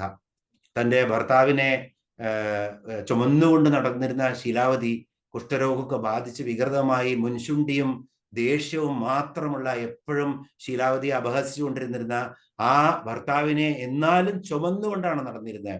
അവിടുന്ന് ഒരു സുഗന്ധം വരുമ്പോൾ അത് എവിടുന്നാണ് വരുന്നതെന്ന് ചോദിക്കുമ്പോൾ അടുത്തുള്ള ഒരു ഗണികയുടെ വീട്ടിൽ നിന്നാണ് എന്ന് പറഞ്ഞ ഗണികയുടെ വീട്ടിലേക്ക് പോകാനുള്ള വഴി കാണിച്ചു കൊടുക്കുമ്പോൾ ശൂലത്തിൽ തറച്ചു കിടക്കുന്ന എന്തോ കാര്യം ചെയ്തിട്ട് ശൂലത്തില് അതിന് പ്രായശ്ചിത്തമായി തറച്ചു കിടക്കുന്ന ഒരു മുനിയാണ് കാണുന്നത്. അത് കാണുമ്പോൾ അദ്ദേഹത്തിന് ഭയങ്കര ദേഷ്യം വരും. ഇത്രയും അഹങ്കാരം ഒരു മനുഷ്യന്, ഈ സ്ത്രീ എത്രയും കഷ്ടപ്പെടുത്തുന്നു പറഞ്ഞ് നാളെ സൂര്യോദയത്തിന് ഇയാളുടെ തല പൊട്ടിത്തെറിച്ചു പോട്ടെ എന്ന് ശപിക്കുകയാണ്. ആരുടെ? ശീലാവതിയുടെ ഭർത്താവിന്റെ. ശീലാവതിക്ക് അത് പിടിച്ചില്ല. എന്റെ ഭർത്താവിന് ഞാൻ എന്ത് ചെയ്യുന്നു, ഇയാൾക്ക് എന്ത് കാര്യം എന്ന് ചോദിച്ചു. അങ്ങനെ അദ്ദേഹം അവിടെ ശപിക്കുന്നതാണ്. ആ മോഹത്തു നിന്നാണ് ഈ ഗണികയുടെ വീട്ടിൽ പോകാൻ പോയത്. പക്ഷേ ശീലാവതി പറഞ്ഞു, നാളെ സൂര്യൻ ഉദിക്കാതെ പോട്ടെ, എന്റെ ഭർത്തൃ ശുശ്രൂഷയ്ക്ക് ശക്തി ഉണ്ടെങ്കിൽ നാളെ സൂര്യൻ ഉദിക്കാതെ പോട്ടെ എന്ന്. അങ്ങനെ ബ്രഹ്മാവിന് ഇടപെടേണ്ടി വന്നു. വളരെയധികം ശീലാവതിയോട് പറയുകയാണ്. അപ്പൊ ശീലാവതി പറഞ്ഞു, ഞാൻ നിന്റെ ഭർത്താവ് നാളെ സൂര്യൻ ഉദിക്കാതിരിക്കാൻ പറ്റില്ല, ഉദിച്ചു കഴിഞ്ഞില്ലെങ്കിൽ ലോകം നശിച്ചു പോവും. അപ്പോ അതിന് ശീലാവതിയോട് പറയാൻ, ഞാൻ നിന്റെ ഭർത്താവിനെ പുനരുജ്ജീവിപ്പിച്ചു തരാം. ശീലാവതി കണ്ടീഷൻ വെക്കും, ഈ ദക്ഷന് കൊടുത്തതുപോലത്തെ ആടിന്റെ തലയോ അല്ലെങ്കിൽ വിഷ്ണുവിന് തന്നെ കൊടുത്ത പോലത്തെ കുതിരയുടെ തലയോ ഒന്നും പറ്റില്ല, അദ്ദേഹം വലിയ പ്ലാസ്റ്റിക് സർജൻ ആണല്ലോ, എനിക്ക് എന്റെ ഭർത്താവിന്റെ തല തന്നെ വേണം. അങ്ങനെ ഭർത്താവിന്റെ സ്വഭാവവും ശരീരവും ഒക്കെ നന്നാക്കിയിട്ട് നല്ല ഭർത്താവിനെ കിട്ടും. ആർക്ക്? ശീലാവതിക്ക്. അപ്പോ ഇവരൊന്നുമല്ല കാരണക്കാര്. ഈ കോപം ഞാനാണ്, ഈ ക്രോധം ഞാനാണ്, ഈ കാമം ഞാനാണ്. കാരണം അവർക്കൊക്കെ ശാപമോക്ഷം ഉടനടി കൊടുക്കുന്നുണ്ട് മറ്റവര്. നമ്മൾ കോപിച്ചു കഴിഞ്ഞാലോ അത് മനസ്സിനെ മതിച്ചുകൊണ്ടിരിക്കും. പിന്നെ വേറെ ഒന്നും ചെയ്യാൻ നമുക്ക് പറ്റില്ല. വൈരാഗ്യമായി മാറും, അത് ദേഷ്യമായി മാറും. ഇങ്ങനെയൊക്കെയാണ് നമ്മളുടെ കോപവും കാമവും ഒക്കെ. അപ്പോൾ നമ്മൾ അവിടെ ഇല്ല. ഞാനാണ് ഇതേ, എന്റെയാണ് ക്രോധം, എന്റെയാണ് കാമം എന്നുള്ള ആ ഒരു അഹം ആണ് ഇവിടെ നമ്മൾ ഇതെല്ലാം വളരെ മോശമായ രീതിയിലാക്കി മാറ്റുന്നത്. അപ്പൊ ഈ ഷഡ്വൈരികളെ ഇങ്ങനെ നിയന്ത്രിച്ച് നിർത്തണമെങ്കിൽ ഒരൊറ്റ വഴിയേ ഉള്ളൂ. ഇതെല്ലാം ആ കുണ്ടലിനിയിൽ ഇരിക്കുന്ന ദേവി ചൈതന്യമാണ് എന്നെ കൊണ്ട് ചെയ്യിപ്പിക്കുന്നത്. ഞാനല്ല എന്നുള്ള ബോധം വരുമ്പോൾ നമുക്ക് ക്രോധിക്കാനേ തോന്നില്ല. അല്ലെങ്കിൽ ക്രോധിച്ചു കഴിഞ്ഞാൽ ഒരൊറ്റ നിമിഷത്തിന്റെ ഉള്ളില് നമ്മൾ അതെല്ലാം പ്രായശ്ചിത്തം ചെയ്യും. അവിടുന്ന് നമുക്ക് അതിനേക്കാളിലും നല്ല നന്മകൾ കിട്ടും. ഇപ്പൊ ഈ പറഞ്ഞു തന്ന കാര്യങ്ങളെ പോലെ ആര് ശപിച്ചുവോ അവര് തന്നെ ശാപമോക്ഷം കൊടുക്കുന്നുണ്ട് എന്ന പോലെ നമുക്ക് പെട്ടെന്ന് തന്നെ അതിൽ നിന്ന് മുക്തരാവാനും അതിനേക്കാളിലും നല്ല കാര്യങ്ങൾ ചെയ്യാനും നമ്മളെ കൊണ്ട് പറ്റും. പക്ഷെ ഈ ഒരൊറ്റ ഇതൊക്കെ ചെയ്യുന്നത് ആരാണ്? രാഗസ്വരൂപ പാഷാഢ്യ ക്രോധാകാരാങ്കുശോജ്വല. ഈ സൃഷ്ടിയെ തന്നെ നയിക്കുന്നത് ആ രാഗസ്വരൂപമായിട്ടുള്ള പാശം ദേവിയുടെയും ക്രോധാകാരമായിട്ടുള്ള അങ്കുശവുമാണ്. അപ്പൊ ഇതെല്ലാം മാറ്റിക്കഴിഞ്ഞാൽ ഈ ചലനം നിന്നു പോവും ഈ ബ്രഹ്മാണ്ടത്തിന്റെ. അപ്പോൾ ഇത് മനസ്സിലാക്കാനുള്ള ആ ഒരു ശക്തിയാണ് നമ്മൾക്ക് വേണ്ടത്. അത് കഴിഞ്ഞു കഴിഞ്ഞാൽ, മനസ്സിലാക്കി കഴിഞ്ഞാൽ, ഇപ്പൊ ഈ കുണ്ടലിനി ആരാധന തന്നെ മനസ്സിലാക്കാനാണ്. എല്ലാം സ്വയം മനസ്സിലാക്കി കഴിഞ്ഞാൽ പിന്നെയൊക്കെ ഇനി മുന്നിലേക്ക് പോയില്ലെങ്കിലും നമ്മൾക്ക് നല്ല പുണ്യം തന്നെ കിട്ടും എന്നുള്ളതാണ്. അപ്പൊ ആ സ്വയം മനസ്സിലാക്കണം. ഞാൻ ആരാണ് എന്നുള്ള ഒരു യാത്രയിലാണ്. ഇവിടെ ഞാൻ ആരാണെന്ന് ശരിക്കും മനസ്സിലാക്കി കഴിഞ്ഞാൽ ഞാനല്ലാതായി മാറും. ഇവിടെ ജിദ്ദു കൃഷ്ണമൂർത്തി ധാരാളം കേട്ടിട്ടുണ്ടാവും. അഭിനവ ബുദ്ധൻ എന്നാണ് അദ്ദേഹത്തെ പറഞ്ഞിരുന്നത്. സത്യാന്വേഷികളിലെ ഏറ്റവും അതുല്യമായ സ്ഥാനമാണ് ജിദ്ദു കൃഷ്ണമൂർത്തിക്ക്. ജിദ്ദു കൃഷ്ണമൂർത്തിയുടെ അടുത്ത് ഒരു പോപ്പ് സിംഗർ, വളരെ നന്നായി പാടുന്ന ഒരു പോപ്പ് സിംഗർ, ഗായിക, ഇറ്റാലിയൻ പോപ്പ് സിംഗർ വന്നിട്ട് അദ്ദേഹത്തെ സന്ദർശിക്കാൻ വന്നുത്രേ. വന്നതിന് ശേഷം അദ്ദേഹത്തിന്റെ കാര്യങ്ങളൊക്കെ കേട്ടപ്പോൾ അവർക്കും പറഞ്ഞു, എനിക്കും സത്യത്തെ അറിയണം എന്ന് പറഞ്ഞു. അപ്പൊ സത്യത്തെ അറിയാൻ വേണ്ടിയിട്ട് ഇദ്ദേഹത്തിന്റെ അടുത്ത് പോയ ഈ പോപ്പ് സിംഗർ ചെന്നപ്പോൾ അദ്ദേഹം പറഞ്ഞു, കൊള്ളാം, സത്യം അറിയുന്നതൊക്കെ നല്ലതാണ്, പക്ഷെ സത്യത്തെ അറിയാനുള്ള ശക്തി നിങ്ങൾക്ക് കിട്ടിക്കഴിഞ്ഞാൽ ഒരു പക്ഷേ നിങ്ങൾക്ക് പാടാനുള്ള കഴിവേ നഷ്ടപ്പെട്ടു പോകും, അല്ലെങ്കിൽ നിങ്ങളല്ലാതായി മാറും. അതിന് തയ്യാറാണോ എന്ന് ചോദിച്ചു. അപ്പൊ അവര് പറഞ്ഞു, അതിന് ഞാൻ തയ്യാറല്ല, എനിക്ക് ആ സത്യം എനിക്കിപ്പോ വേണ്ട എന്ന് സത്യസന്ധതയോടുകൂടി അവർ പറഞ്ഞു. നമ്മളൊക്കെ പറയും ഭഗവാൻ തന്നെ മതി, ഭഗവാൻ തന്നെയാണ് നമുക്കുള്ളത് എന്ന് പറയും. പക്ഷേ നമ്മള് യാചകരാണ്.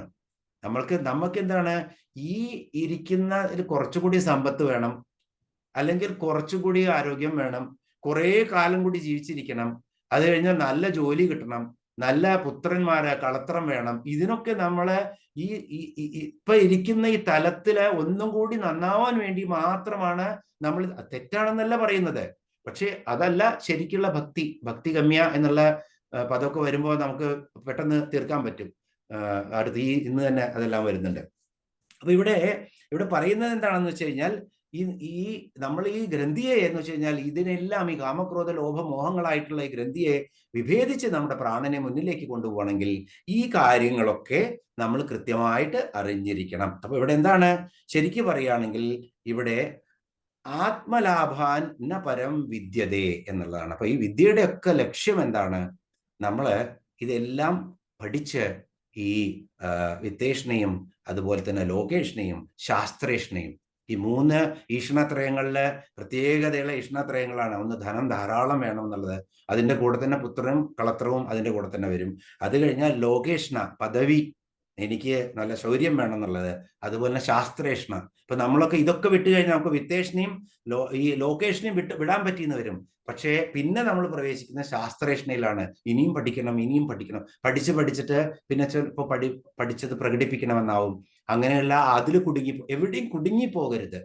അങ്ങനെ നിസ്സംഗതയോടുകൂടി നമുക്ക് പോവാൻ പറ്റണം എന്നുള്ളതാണ് ഇതെല്ലാം പറഞ്ഞു തരുന്നത്. അപ്പൊ നമുക്ക് മണിപൂരാന്തരുത്, അങ്ങനെ ദേവി അവിടെ എത്ര ഉപചാരങ്ങളാ പറഞ്ഞ? 64 ഉപചാരങ്ങളെ കൊണ്ട് മനസ്സുകൊണ്ട് പൂജിക്കാം, അല്ലാന്നുണ്ടെങ്കിൽ ദ്രവ്യങ്ങളെ കൊണ്ട് പൂജിക്കാം.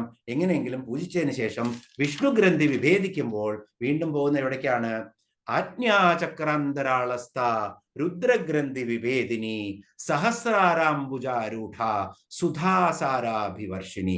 39ാമത്തെ ശ്ലോകത്തിലേക്ക് പോവാണ്. അപ്പോ ആജ്ഞാചക്രാന്തരാളസ്ഥ രുദ്രഗ്രന്ഥി വിഭേദിനി. അപ്പോൾ ഇവിടെ ആജ്ഞാചക്രത്തിലെത്തും. അപ്പൊ നമ്മള് ഇങ്ങനെ മണിപ്പൂര ചക്രവും അതുപോലെ തന്നെ അനാഹതവും കഴിഞ്ഞു കഴിഞ്ഞാൽ നമ്മള് സൂര്യകണ്ഠത്തിലെ വിഷ്ണുഗ്രന്ഥി വിഭേദിച്ച് വിശുദ്ധി ചക്രത്തിലേക്ക് പ്രവേശിക്കും.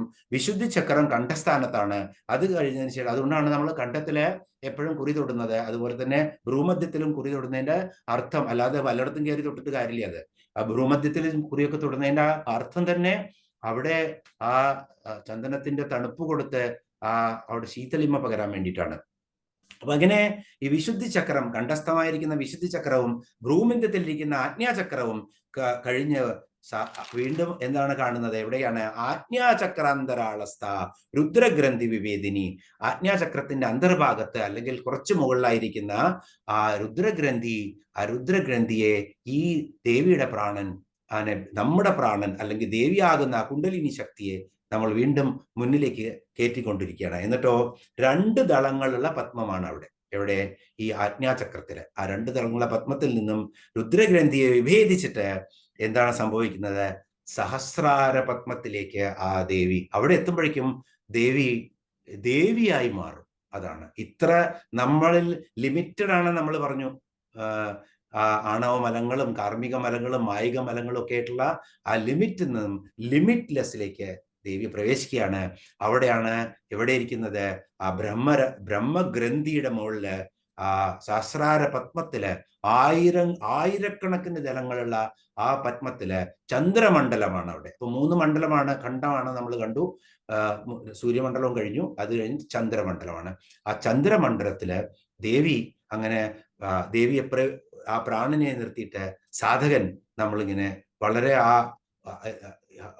വളരെ മനോഹരമായിട്ടുള്ള അനുഭവത്തിൽ ഇരിക്കുന്ന സമയത്ത് ദേവിയും ആ പരമശിവനുമായിട്ടുള്ള ആ ശിവശക്തി സാരൂപ്യം സംഭവിക്കുമ്പോൾ ആ ചന്ദ്രമണ്ഡലത്തിൽ നിന്നും പീയൂഷം അമൃതധാര ഒഴുകും. ആ അമൃതധാരയാണ് കുളാമൃതം. ഇവിടെ പറയുന്നത് പീത്വാ പീത്വാ പുനഃപീത്വാ, വീണ്ടും വരുന്നു. ആ കുളാമൃതം അങ്ങനെ കുടിച്ച് രസിച്ച് യാവത് പതതി ഭൂതലേ, അങ്ങനെ കുടിച്ചു മയങ്ങിക്കഴിഞ്ഞാൽ പിന്നെ എന്താ സംഭവിക്കുന്നത്?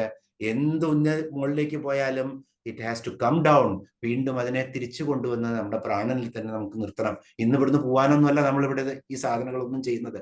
അങ്ങനെ വീണ്ടും യാവത് പതതി ഭൂതലേ, അങ്ങനെ ഈ ഗ്രന്ഥികളിൽ നിന്നൊക്കെ വിട്ട് വീണ്ടും ആ സുധ വളരെ നന്നായി ആസ്വദിച്ചതിന് ശേഷം തിരിച്ചു വന്ന് ആ കുണ്ടലിനി ശക്തിയെ വീണ്ടും മൂലാധാരത്തിൽ പ്രതിഷ്ഠിക്കുകയാണ്, ആ ദേവി ശക്തിയെ.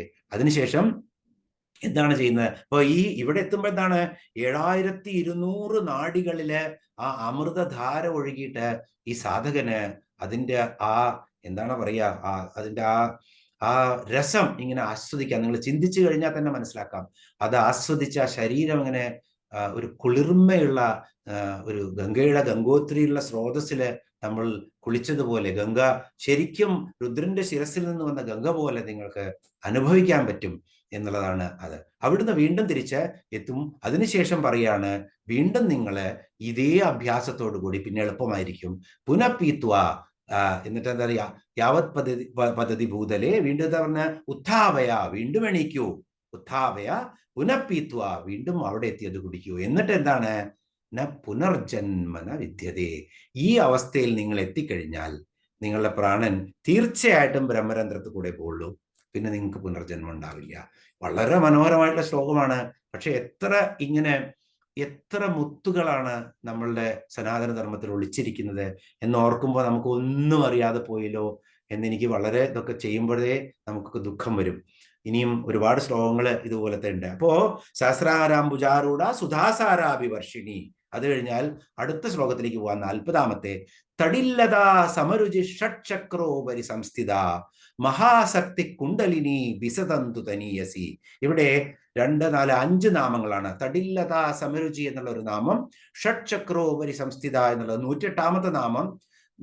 കൃത്യമായിട്ടുണ്ടോ? 108-ാമത്തെ നാമത്തിൽ തന്നെ ഷഡ്ചക്രവും വന്നു. ഷഡ്ചക്രോപരി സംസ്ഥിത.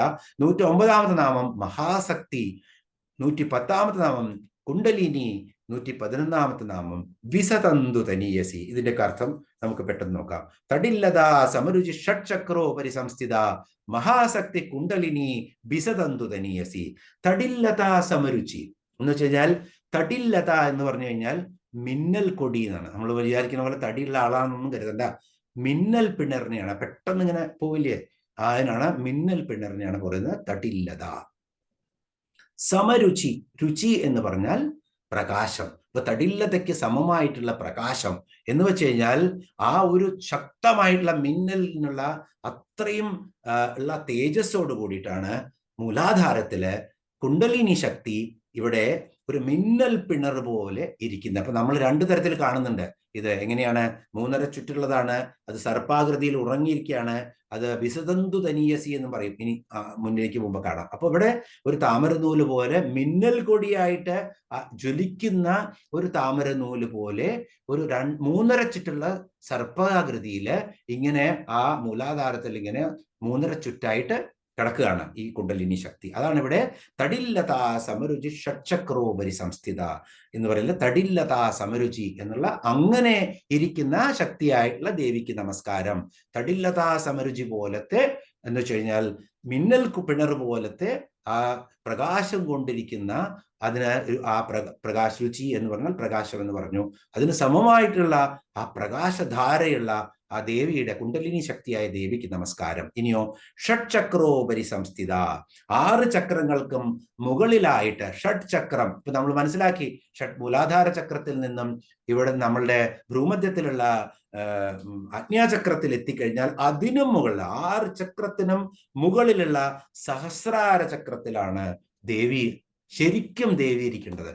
മൂലാധാരത്തിലാണ് ദേവി, പക്ഷെ ദേവിയുടെ സ്ഥാനം എവിടെയാണ്? ശരിക്കും സഹസ്രാര പത്മത്തില് ശിവന്റെ കൂടെയാണ് ദേവി, ശിവന്റെ മടിത്തട്ടിലാണ് ദേവി. അപ്പോ ഷഡ്ചക്രോപരി സംസ്ഥിത എന്നുള്ളതാണ്. അപ്പൊ 6 ചക്രങ്ങൾക്ക് മുകളിലായി സഹസ്രാര പത്മത്തിൽ സ്ഥിതി ചെയ്യുന്നവൾ. അപ്പൊ ഇവിടെയും പൃഥ്വി, അപ്പ, തേയോ, തേജസ്, നമ്മൾ പറഞ്ഞു വായു, ആകാശം, അത് കഴിഞ്ഞാൽ മനസ്സ്, ഇതെല്ലാം ദേവി തന്നെയാണ്, അല്ലെ? ഈ പ്രപഞ്ചം ദേവിയാണ്. അപ്പൊ ഇവിടെ എന്താണ്? ഷഡ്ചക്രത്തിനും ഉപരി എന്ന് പറഞ്ഞാൽ 5 ഇവിടെ ചക്രങ്ങൾ എന്തിനാണ് റെപ്രസെന്റ് ചെയ്യുന്നത്? പഞ്ചഭൂതങ്ങളെ, പഞ്ചതത്വങ്ങളാണുള്ളത്. അതിന് മുകളില് ആണ് അഹം എന്ന് പറയുന്ന ആത്മതത്വമുള്ളത്. ആ അതിനു മുകളിൽ ദേവി ഇതിനെല്ലാം ഉപരിയായിട്ടാണ് ഇരിക്കുന്നത്. അപ്പൊ ഒരർത്ഥം എന്താണ്?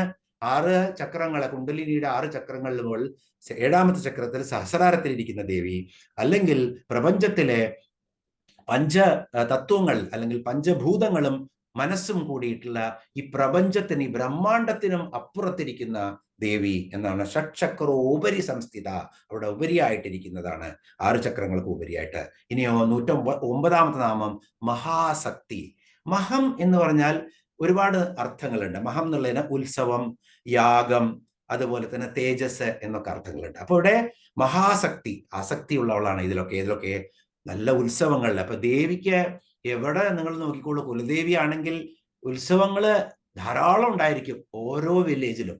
ഉത്സവപ്രിയയാണ് ദേവി. അതുകൊണ്ട് ഉത്സവങ്ങളില് ആസക്തിയുള്ളവളാണ്, ഇഷ്ടമുള്ളവളാണ്, പ്രിയയാണ് ദേവി. യാഗങ്ങളില് പ്രിയയുള്ളവളാണ്, ആസക്തിയുള്ളവളാണ് ദേവി. അതുപോലെ തന്നെ മഹം എന്ന് പറഞ്ഞാൽ തേജസ്സാണ്. ആ കുണ്ടലിനി ശക്തി തന്നെ തേജസ്സാണ്. തേജസ്സായിട്ടുള്ള എല്ലാ കാര്യങ്ങളിലും ദേവിക്ക് വളരെ പ്രിയമാണ്. ഒരു സാധകൻ വളരെ തേജസ്വിയാണെങ്കിൽ ദേവി പെട്ടെന്ന് പ്രസന്നയാകും. അപ്പൊ കരഞ്ഞുകൊണ്ട് സാധന ചെയ്യരുത്, വളരെ പ്രസന്നവതരായിട്ട് ചെയ്യണം എന്നുള്ളതാണ് ഇവിടെ. അപ്പോ മഹാ തേജസ്സാണ്. ആ തേജസ്സിനെ മഹം എന്നുള്ളതിന് മറ്റൊരർത്ഥം തേജസ്സാണ്. അപ്പോ മഹാശക്തി എന്ന് പറഞ്ഞാൽ മഹത്തായ ആസക്തിയുള്ളവൾ, അല്ലെങ്കിൽ ഉത്സവത്തിൽ, യാഗത്തിൽ, തേജസ്സിൽ, ഇതിലൊക്കെ ആസക്തിയുള്ളവര്, ഇതിലൊക്കെ പ്രിയമുള്ളവൾ എന്നാണ്. ഇവിടെ ദേവിയെ മഹാശക്തി എങ്ങനെയാണ് നിങ്ങൾക്ക് ആരാധിക്കേണ്ടത്? എന്ത് വേണമെങ്കിൽ, പണ്ട് നമ്മൾ കണ്ടു പല ഭക്ഷണങ്ങൾ കൂടുമ്പോഴാണ് നമ്മളുടെ പല സ്ഥലങ്ങളിലും പലതരത്തിലുള്ള, ഇപ്പോ ഏകം മാത്രമേ സത്യമുള്ളൂ എന്ന് പറഞ്ഞ് അതിനെ ആരാധിക്കുന്നതിന് വളരെയധികം റിജിഡ് ആയിട്ടുള്ള ആരാധനയാണ്. ഇവിടെ നമ്മൾ എന്താണ് ചെയ്യുന്നത്? അനേകമായിട്ടുള്ള ദൈവങ്ങളാണ് നമുക്കുള്ളത്. ഏത് രൂപത്തിലാണോ നിങ്ങൾക്ക് എളുപ്പം ആ രൂപത്തിൽ ചെന്നിട്ട് ഏകത്തിൽ എത്തിച്ചേരണം. എവിടെയാണ് നമ്മൾ എത്തുന്നത്? അൾട്ടിമേറ്റ്ലി അതേ ഏകത്വത്തില്. ഇപ്പൊ നാനാത്വത്തിൽ നിന്നും ഏകത്വത്തിലേക്ക് എത്തുക എന്നുള്ളതാണ് ഭാരതത്തിന്റെ സിദ്ധാന്തം. ഇപ്പൊ പല ദേവി ദേവന്മാര്, ഇപ്പൊ ഗുജറാത്തിലൊക്കെ നമ്മൾ എത്ര സ്വാമിനാരായൺ, എത്ര വലിയ അമ്പലങ്ങളാണ് ലോകത്ത് മുഴുവൻ. സ്വാമിനാരായണനെ നമ്മൾ എടുക്കുകയാണെങ്കിൽ, ഇപ്പോ ഈ നാരായണിയൊക്കെ രചിച്ച പോലെ 500 വർഷം പിറകിലേക്ക് പോയി കഴിഞ്ഞാൽ അദ്ദേഹത്തിന്റെ ജന്മസ്ഥലം ഉണ്ട് ഇവിടെ. പക്ഷെ നാരായണ ഭഗവാനായിട്ടാണ് കാണുന്നത് സ്വാമിനാരായണനെ. അതൊരു കൾട്ട് തന്നെയാണ്. ലോകത്തിൽ മുഴുവൻ ഏറ്റവും റിച്ച് ആയിട്ടുള്ള ഹിന്ദു സംഘടന എന്ന് പറഞ്ഞാൽ സ്വാമിനാരായണനാണ്. എപ്പോഴാണ്ടായത്? 500 കൊല്ലം മുന്നേ.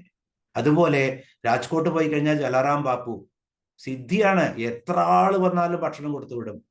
കോടിക്കണക്കിന് ജനങ്ങൾ വരുന്ന സ്ഥലം അതാണ് ജലറാം ബാപ്പു. ഒന്നുമില്ലാത്ത ഒരു ചെറിയ സ്ഥലമാണ്.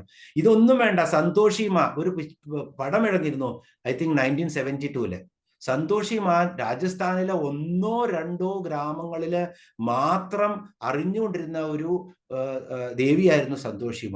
ഇപ്പോ നോർത്ത് ഇന്ത്യയിൽ സന്തോഷിമ എല്ലാ സ്ഥലങ്ങളിലും ഉണ്ട് എന്നുള്ളതാണ്. അപ്പോ നിങ്ങൾക്ക് എങ്ങനെ ആരാധിക്കണോ, ഇനി പുതിയത് ഉണ്ടാക്കണോ, ഉണ്ടാക്കിക്കോളൂ. ആർക്കും ഇവിടെ ഒരു റിസ്ട്രിക്ഷനും ഇല്ല, ഇതേ ചെയ്യാൻ പാടൂ. പക്ഷെ അവസാനം എന്താണ് ചെയ്യുന്നത്? ചെയ്യാൻ പറ്റുന്ന കാര്യങ്ങൾ ഇതൊക്കെ തന്നെയാണ്. ഒന്നെങ്കിൽ നമ്മൾ പൂജിക്കും, അല്ലെങ്കിൽ നമ്മൾ മന്ത്രം കൊണ്ട് ആരാധിക്കും, അല്ലെങ്കിൽ നമ്മൾ കുണ്ടലിനിയെ കൊണ്ട് ജാഗൃതാക്കിപ്പിക്കും. എങ്ങനെ പോയാലും നാനാത്വത്തിൽ നിന്ന് ഏകത്വത്തിൽ എത്തിക്കുക എന്നുള്ളത് മാത്രമാണ് സനാതനധർമ്മത്തിന്റെ ആ വഴി. അപ്പോ ഇവിടെ എങ്ങനെ വേണമെങ്കിലും പോകാൻ നമുക്ക്. ഇനി കുണ്ടലിനി എന്നുള്ളത് ഞാൻ വിശദീകരിക്കില്ല. 110ാമത്തെ നാമം കുണ്ടലിനി എന്ന് വെച്ച് കഴിഞ്ഞാൽ കുണ്ടലിനി ശക്തി രൂപമായവളാണ്. കുണ്ടലിനിക്കകത്ത്, കുണ്ടലിനി എന്ന് പറഞ്ഞാൽ ഒരു കുണ്ടത്തിനകത്ത് കിടക്കുന്നവൾ എന്നാണ് അർത്ഥം. കുണ്ടലിനിയുടെ ശബ്ദത്തിന് തന്നെ അർത്ഥം അതാണ്. അങ്ങനെ മഹാശക്തി കുണ്ടലിനി, അങ്ങനെ ആ കുണ്ടലിനി ശക്തിയായിട്ടിരിക്കുന്നു ദേവി. നമ്മൾ പറഞ്ഞു ബിസതന്തു തനീയസി, 111ാമത്തെ നാമം ബിസതന്തു തനീയസി. ഈ ബിസതന്തു എന്ന് പറഞ്ഞാൽ തടില്ലത എന്നുള്ളത് മിന്നൽ പിടറാണെങ്കിൽ, ബിസതന്തു എന്ന് പറഞ്ഞാൽ താമര നൂലാണ്. ഇപ്പൊ താമരയൊക്കെ ഖണ്ഡിച്ചു കഴിഞ്ഞാൽ അതിൽ നിന്ന് ഇങ്ങനെ വളരെ നേർത്ത ഒരു നൂല് കാണും. അതിനാണ് താമര നൂല എന്ന് പറയുന്നത്. അപ്പോ ഈ താമര നൂലിനാണ് ബിസതന്തു എന്ന് പറയുന്നത്. തനീയസി എന്ന് പറഞ്ഞാൽ അതികൃശയായിട്ടിരിക്കുന്നവളാണ് ദേവി. വളരെ അപ്പോ ഈ കുണ്ടലിനി രൂപമായിട്ട് ഒരു ബിസതന്തു, ഒരു താമര നൂലിന്റെ പോലെ തനീയസി, ബിസതന്തു തനീയസി ആയിട്ടാണ് ഇങ്ങനെ ദേവി ഇരിക്കുന്നത്. അപ്പോ ഇവിടെ നമ്മൾ ഈ നാമങ്ങളൊക്കെ കണ്ടപ്പോൾ നമുക്ക് മനസ്സിലായി, ശരിക്കും നമ്മൾ ശ്വാസോച്ഛ്വാസത്തെ നിയന്ത്രിച്ചിട്ട് 2 ചെവിയും പൊത്തി ഇരുന്നു കഴിഞ്ഞാൽ ഈ സർപ്പാകൃതിയിലാണ് ഇങ്ങനെ ശിവലിംഗം പോലെ ഇരിക്കുന്ന ആ മൂലാധാരത്തിനെ ചുറ്റിയിട്ട് കിടക്കുന്നത്, ആധാരത്തിന്റെ ആ അടിസ്ഥാനത്തെ ചുറ്റി കിടക്കുന്നതെന്നാ പറയുന്നത്, താഴത്തേക്ക് അധോമുഖമായിട്ട് ദേവിയുടെ ശക്തി. അപ്പോ അവിടെ നമ്മൾക്ക് അവിടുന്ന് ഒരു ശീൽക്കാര ശബ്ദം കേൾക്കാമെന്ന് പറയുന്നത്. അപ്പൊ നമ്മുടെ ജീവൻ തന്നെ മരിച്ചു പോയി കഴിഞ്ഞാൽ അതുണ്ടാവില്ല. ആ ശബ്ദം, ആ ശീൽക്കാര ശബ്ദത്തിന്റെ ആ ഫ്ലോ ആണ്, എനർജിയുടെ ഫ്ലോ ആണ് ഈ മൂലാധാരത്തിൽ നിന്ന് സഹസ്രാരത്തിലേക്കുള്ളത്. അപ്പൊ അതിന്റെ ആ പാത്ത് വേ, വഴിയാണ്, മാർഗമാണ് ഈ സുഷുമ്നയിലേക്കുള്ളത്. നമ്മളിവിടെ 90 മുതൽ 111 വരെയുള്ള നാമങ്ങൾ എന്ന് വെച്ച് കഴിഞ്ഞാൽ കുളാമൃതൈകരസിക എന്നുള്ള മുതല് നമ്മൾ 111 ഏതായിരുന്നു? ബിസതന്തു തനീയസി. ഈ നാമം വരെ ദേവിയുടെ കുണ്ടലിനി സ്വരൂപത്തെയാണ് നമ്മൾ കണ്ടത്. ഏതൊക്കെ സ്വരൂപങ്ങൾ നമ്മൾ കണ്ടു? കരചരണ അവയവങ്ങളോട് കൂടിയിട്ടുള്ള ആ സ്ഥൂല ശരീരം നമ്മൾ കണ്ടു, അല്ലെ? അതിനുശേഷം എവിടെ ഉദ്യദ്ഭാനു സഹസ്രാഭ ചതുർബാഹു സമന്യുത എന്ന് തുടങ്ങിയിട്ടുള്ള ശ്ലോകങ്ങൾ മുതൽ കാൽനഖം വരെയുള്ളത്. അത് കഴിഞ്ഞാൽ മന്ത്രസ്വരൂപിണിയായി ദേവിയെ കണ്ടു. ശ്രീമദ് വാഗ്ഭവകൂടൈക സ്വരൂപമുഖ പങ്കജ ശ്രീവിദ്യാ മന്ത്രത്തെ നമ്മൾ കണ്ടു. അതിനുശേഷം വീണ്ടും സൂക്ഷ്മതരരൂപമായിട്ടുള്ള കുണ്ടലിനിയെ നമ്മൾ കണ്ടു. ഇനി കാണാൻ പോകുന്നത് എന്താണ്? അതിസൂക്ഷ്മതമമായിട്ടുള്ള നാമങ്ങളാണ്. ഈ തടില്ലതാ സമരുചി എന്ന് പറഞ്ഞ് നമ്മൾ കണ്ടത്. തടില്ലതാ സമരുചി എന്ന് പറഞ്ഞ നാമത്തില് മിന്നൽ പിണർ പോലെയാണ് ദേവി എന്ന് പറഞ്ഞു. മഹാശക്തി കുണ്ടലിനി എന്ന് നമ്മൾ പറഞ്ഞു. കുണ്ടലിനി തന്നെയായിട്ട് മഹാശക്തിയായിട്ട് ദേവി ഇരിക്കുന്നു, ചൈതന്യമായിട്ടിരിക്കുന്നു. ബിസതന്തു തനീയസിയായിട്ട് ദേവി ഇരിക്കുന്നു, ഒരു താമര നൂല് പോലെ ഇരിക്കുന്നു. അപ്പൊ അതിസൂക്ഷ്മമായിട്ടുള്ള രൂപവും കണ്ടു. അപ്പൊ എങ്ങനെയാണ് സംഭവിക്കുന്നത്? ഇപ്പോ ഗ്രോസ് എന്നുള്ള അവസ്ഥയിൽ നിന്നും ഇങ്ങനെ നീങ്ങി നീങ്ങി നീങ്ങി സട്ടിൽ, ആ ബൃഹത്തായ അവസ്ഥയിൽ നിന്നും അണുവിലേക്ക് മാറിക്കൊണ്ടിരിക്കുകയാണ്. അതാണ് നമ്മൾ കാണുന്നത്. ദേവിയുടെ രൂപം, ആ ചൈതന്യ രൂപം നമ്മൾ മുഴുവൻ കണ്ട് അവിടുന്ന് അതിങ്ങനെ ചെറുതായി വരുമ്പോഴാണ് ആറ്റം ഏറ്റവും വലിയ ശക്തിയായി മാറുന്നത്. അപ്പൊ ആ പ്രയാണമാണ് നമ്മുടെ ഇവിടെ ഇതുവരെ കണ്ടത്. ഇനി ദേവിയുടെ മറ്റ് വിശേഷണങ്ങളും ഭക്തനെ അനുഗ്രഹിക്കുന്ന സ്വഭാവങ്ങളൊക്കെയാണ്. അപ്പൊ നമുക്ക് പെട്ടെന്ന് അടുത്ത ശ്ലോകം കൂടി നോക്കാം. ഭവാനി ഭാവനാഗമ്യ, 40ാമത്തെ ശ്ലോകമാണ്. ഭവാരണ്യ കുഠാരിക ഭദ്രപ്രിയ ഭദ്രമൂർത്തി ഭക്ത സൗഭാഗ്യദായിനി ഭവാനി, ഭാവനാഗമ്യ, ഭവാരണ്യ കുഠാരിക, 3 നാമങ്ങളാണ്. അത് കഴിഞ്ഞാൽ ഭദ്രപ്രിയ, ഭദ്രമൂർത്തി, ഭക്തി സൗഭാഗ്യദായിനി, വീണ്ടും 3 നാമങ്ങളാണ്. അപ്പൊ 6 നാമങ്ങളാണ് ഇവിടെയുള്ളത്. ഭവാനി, നമുക്ക് പെട്ടെന്ന് തന്നെ നാമത്തിലേക്ക് പോവാം. ഭവൻ എന്ന് പറഞ്ഞാൽ ശിവനാണ്. നമ്മൾ പറഞ്ഞു അഷ്ടമൂർത്തിയാണ് ശിവൻ എന്നുള്ളത്. ശിവനെ ഈ പഞ്ചഭൂതങ്ങളുമായിട്ട്, പഞ്ചഭൂതങ്ങളായി ഇവിടെ ഇരിക്കുന്നത് തന്നെ ശിവനാണ്. അതിനകത്ത് ജലസ്വരൂപിയാണ് ആര്? ഭവൻ എന്ന നാമത്തിൽ അറിയപ്പെടുന്ന ശിവൻ. അപ്പൊ ഭവന്റെ പത്നിയാണ്, ശിവനോട് കൂടിയിരിക്കുന്നതാണ്. അപ്പോ ശാസ്ത്രമൊക്കെ തെളിയിപ്പിച്ചിരിക്കുന്ന എന്താണ്? ഒരു പ്രോട്ടോസോവയായിട്ടാണ് ആദ്യം ഈ ജലത്തിൽ നിന്നാണ് എന്തുണ്ടായത്, ജീവൻ ഉണ്ടായത് എന്നാണ് പറയുന്നത്. അത് തന്നെയാണ് നമ്മൾ മത്സ്യരൂപത്തിലാണ് ജലത്തിൽ നിന്ന് ഉണ്ടായതെന്ന് നമ്മുടെ മുനിമാര് പണ്ടേ പറഞ്ഞിട്ടുണ്ട്. പക്ഷെ ഇതൊന്നും നമുക്ക് വിശ്വസിക്കാൻ പറ്റില്ല. ഈ ശരിക്കും എന്താ പറയുക, ചിലവരൊക്കെ വളരെ വിശേഷിപ്പിച്ച് പറയും, ഈ കോണ കൊടുത്ത് നടന്നിരുന്ന നമ്മുടെ മുനിവര്യന്മാർ പറഞ്ഞതൊന്നും ആർക്കും വേണ്ട, എഴുതി വെച്ചതും വേണ്ട. ഈ കോണകം എടുത്തിട്ട് കഴുത്തിൽ കെട്ടിയ ആളുകൾ പറഞ്ഞാൽ അത് കേമമായി എന്നുള്ളതാണ്. അതേപോലെയാണ് ഇവിടെ ഈ ഭവാനി, ഭവം എന്ന് പറഞ്ഞാൽ ആ ജലസ്വരൂപിയായിട്ടുള്ള ആ ശിവതത്വം അങ്ങനെ അതിനെ അനേകമാവാൻ തീരുമാനിച്ചപ്പോൾ അതിന് ജീവനായി വന്നത് ശക്തി സ്വരൂപിണിയാണ് ദേവി. അതാണ് ഭവാനി. അപ്പോ ഭവസ്വരൂപനായിട്ടുള്ള ശിവതത്വത്തിനെ ചേർന്നിരിക്കുന്ന ഭവന്റെ പത്നിയാണ്, അല്ലെങ്കിൽ ഭവന് ജീവനായി പരിണമിച്ച് അതിൽ നിന്നും ഉൽപ്പത്തി ഉണ്ടാക്കാൻ കൊടുത്ത ആ ശക്തിയാണ് ഭവാനി എന്ന് പറയുന്ന ശിവപത്നി. അതുപോലെ തന്നെ ഭവനെ ജീവിപ്പിക്കുന്നവൾ, അല്ലെങ്കിൽ ഭവന് എന്താഗ്രഹമാണ് മൾട്ടിപ്ലൈ ചെയ്യണം, അതിന് ശക്തി കൊടുക്കുന്നതാണ് ഭവാനി. ഭവം എന്ന് പറഞ്ഞാൽ മറ്റൊരർത്ഥം എന്താണ്? ഭവസാഗരം, സംസാരസാഗരം. ഈ ഭവസാഗരത്തിന് ചൈതന്യമായിട്ടുള്ളതാണ്. അതിൽ നിന്ന് നമ്മളെ തരണം ചെയ്യിപ്പിക്കാൻ ശക്തിയുള്ളവളാണ് ദേവി. അപ്പൊ ഭവസാഗരത്തിനെ തരണം ചെയ്യിപ്പിക്കാൻ ശക്തിയുള്ളവളാണ്. മറ്റൊരർത്ഥം ഭവൻ എന്ന് പറഞ്ഞാൽ കാമദേവനാണ്. കാമദേവന് മൃതസഞ്ജീവന് ഔഷധിയായി മാറി എന്നാണ്. കാമേശ്വര എന്തായിരുന്നു ആ ശ്ലോകം? സഞ്ജീവന ഔഷധി എന്ന് പറയുന്നുണ്ട്. അപ്പോ ഭസ്മമായി പോയിട്ടുള്ള കാമന് സഞ്ജീവനിയായിട്ടുള്ള ദേവിയാണ്. അതുകൊണ്ട് ഭവൻ എന്ന് പറഞ്ഞാൽ കാമനെ ജീവിപ്പിച്ചവളാണ് ദേവി. അപ്പോ ഇവിടെയൊക്കെ നമ്മൾ പറഞ്ഞ അഷ്ടമൂർത്തി സ്വരൂപിയായിട്ടുള്ള ഈ ശിവന്റെ പഞ്ചഭൂതങ്ങളായിട്ടുള്ള ശിവന് ജലസ്വരൂപിയായിട്ട് ആ ശിവന് സൃഷ്ടിക്കാൻ ശക്തി കൊടുത്തവളായിട്ടുള്ള ദേവി, അല്ലെങ്കിൽ ശിവപത്നി എന്നുള്ള അർത്ഥത്തിലാണ് ഇവിടെ ഭവാനി. ഇനിയോ ഭവാനി, ഭവാനിത്വം. വേറൊരു ശ്ലോകമുണ്ട്. ഇതിലാണ് സൗന്ദര്യലഹരിയിലെ 32ാമത്തെ ശ്ലോകം. എന്താണ്? ഭവാനിത്വം ദാസേ മയി വിതര ദൃഷ്ടിം സകരുണ ഇതി സ്തോതും വാഞ്ചൻ കഥയതി ഭവാനിത്വമിതിയാ തദൈവത്വം തസ്മൈ ദിശസി നിജ സായുജ്യ പദവിം മുകുന്ദ ബ്രഹ്മേന്ദ്ര സ്ഫുടമകുട നീരാജിതപദം. ഇവിടെ വളരെ രസകരമാണ്. ദേവിയുടെ കണ്ണുകൾ എങ്ങനെയാണ്? ഇങ്ങനെ ചലന്മീനാഭലോചനയാണ് നമ്മൾ കണ്ടു. ദേവിയുടെ കണ്ണുകൾ ഇങ്ങനെ ചലിച്ചുകൊണ്ടിരിക്കുകയാണ്. അപ്പോ ഭക്തൻ എന്താ ചെയ്യുന്നത്? ഭവാനി ത്വം ദാസേ, ഈ ദാസനില് ഭവാനി, നീ ഒന്ന് കനിയേ എന്ന് പറയാൻ വേണ്ടിയിട്ട് തുടങ്ങിയപ്പോ ശങ്കരാചാര്യരൊക്കെ എത്ര ഗംഭീരമാണ് ആ ശ്ലോകം. ഭവാനിത്വം എന്നായി എന്ന് വെച്ച് കഴിഞ്ഞാൽ ഭവാനിത്വം വേണം. അപ്പോ ശരിക്കും പറയാച്ചാൽ ഈ ബ്രഹ്മാവും വിഷ്ണുവും മഹേശ്വരനൊക്കെ അല്ലേ ആദ്യം ഉണ്ടായിരുന്നത്. അതുപോലെ തന്നെ ഈ ലക്ഷ്മിയും പാർവതിയും അതുപോലെ പിന്നെ സരസ്വതിയും ഒക്കെ ഇവരാണ് ജന്മജന്മാന്തരങ്ങളായിട്ട് വീണ്ടും അവരാണ് നമ്മൾ ഇവിടെ ഭൂമിയിൽ എത്തുന്നത്. അവർക്കൊക്കെയും നമ്മളൊക്കെ അവരുടെ അംശമാണ്. നമ്മളുടെയൊക്കെ അവസാനത്തെ ആഗ്രഹം എന്തായിരിക്കണം? വീണ്ടും ബ്രഹ്മപദം വേണം, വീണ്ടും സരസ്വതി ആവണം സ്ത്രീകളാണെങ്കിൽ, അല്ലെങ്കിൽ ലക്ഷ്മി ആവണം. ഇതാണ് പ്രാർത്ഥിക്കേണ്ടത്. ഭവാനിത്വം. എൻ്റെ ഭക്തൻ എൻ്റെ അടുത്ത് വരും, ഇപ്പൊ ചോദിക്കും, ദേവി അമ്മേ ഭവാനിത്വം, എനിക്ക് ഭവാനി ആവാൻ പറ്റണേ എന്ന് ചോദിക്കും നിർത്തിയിട്ടാണ് ദേവി ഇരിക്കുന്നത്. നമ്മൾ എന്താ ചെയ്യുന്നത്? എൻ്റെ കുട്ടി അതാക്കി തരണേ, എൻ്റെ ഭർത്താവിന് നല്ലത് വരുത്തണേ, എനിക്ക് നന്മ വരുത്തണേ, അവൻ അത് വരുത്തണേ, ഇതൊക്കെ പ്രാർത്ഥിക്കുക, അങ്ങനെ യാചിക്കുക ചെയ്യണേ. അപ്പൊ ഈ ഭക്തനും ശങ്കരാചാര്യർ പറയാണ്, ഭവാനി ത്വം ദാസേമായി വിതര ദൃഷ്ടിം സ കരുണ, ആ കരുണയുള്ള ദൃഷ്ടി എന്നിലൊന്ന് പതിപ്പിക്കൂ എന്ന് പറയുന്നതിന് പകരം ദേവി അപ്പോഴേക്കും, ദേവി വളരെയധികം ഉത്സുകയാണ് ഈ ഇദ്ദേഹത്തെ ബ്രഹ്മാവാക്കാൻ. ഭവാനിത്വമാണെന്ന് കരുതിയിട്ട് അഹം ബ്രഹ്മാസ്മി, എന്നെ ആക്കൂ എന്നാണ് പറഞ്ഞതെന്ന് കരുതി ദേവി ഉടനടി മുകുന്ദ ബ്രഹ്മേന്ദ്ര സ്ഫുടമകുട നീരാജിത പദം, ആ പദം, ആ മുകുന്ദനും ദേവേന്ദ്രനും വിഷ്ണുവും ഒക്കെ ആഗ്രഹിക്കുന്ന അവർ പ്രാർത്ഥിച്ചു കിട്ടുന്ന ആ കരുണ എന്താണോ ആ കരുണ തന്നെ ഈ ഭക്തന് കൊടുക്കുകയാണെന്ന് പറയുന്നത്. എത്ര ഗംഭീരമാണെന്ന് കേൾക്കൂ. ഭവാനിത്വം എന്ന് കേൾക്കുമ്പോഴേക്കും, ഭവാനിത്വം എന്ന് കേൾക്കുമ്പോഴേക്കും ഭവാനിത്വമാണെന്ന് കരുതുന്ന ആ ദേവിയുടെ കരുണ, ദേവി എത്ര ഝടിതി പ്രസന്നയാണെന്ന് ഓർത്തോളൂ. ഗംഭീര ശ്ലോകമാണത്. ഇത് വായിച്ചു വെച്ചോളൂ. ഇതിനകത്ത് അഹം ബ്രഹ്മാസ്മി എന്നുള്ള തത്വം ശങ്കരാചാര്യർ ഒളിപ്പിച്ചു വെച്ചിരിക്കുകയാണ്. സൗന്ദര്യലഹരിയിലെ 22ാമത്തെ ശ്ലോകം. ഇനി 2 മിനിറ്റ് കൂടി ഞാൻ എടുത്തു തീർക്കാം. ഭാവനാഗമ്യ അല്ല, അത് കുറച്ച് സമയം എടുക്കും. അപ്പൊ ഈ ശ്ലോകം നമുക്ക് 40ാമത്തെ ശ്ലോകം വീണ്ടും കാണാം.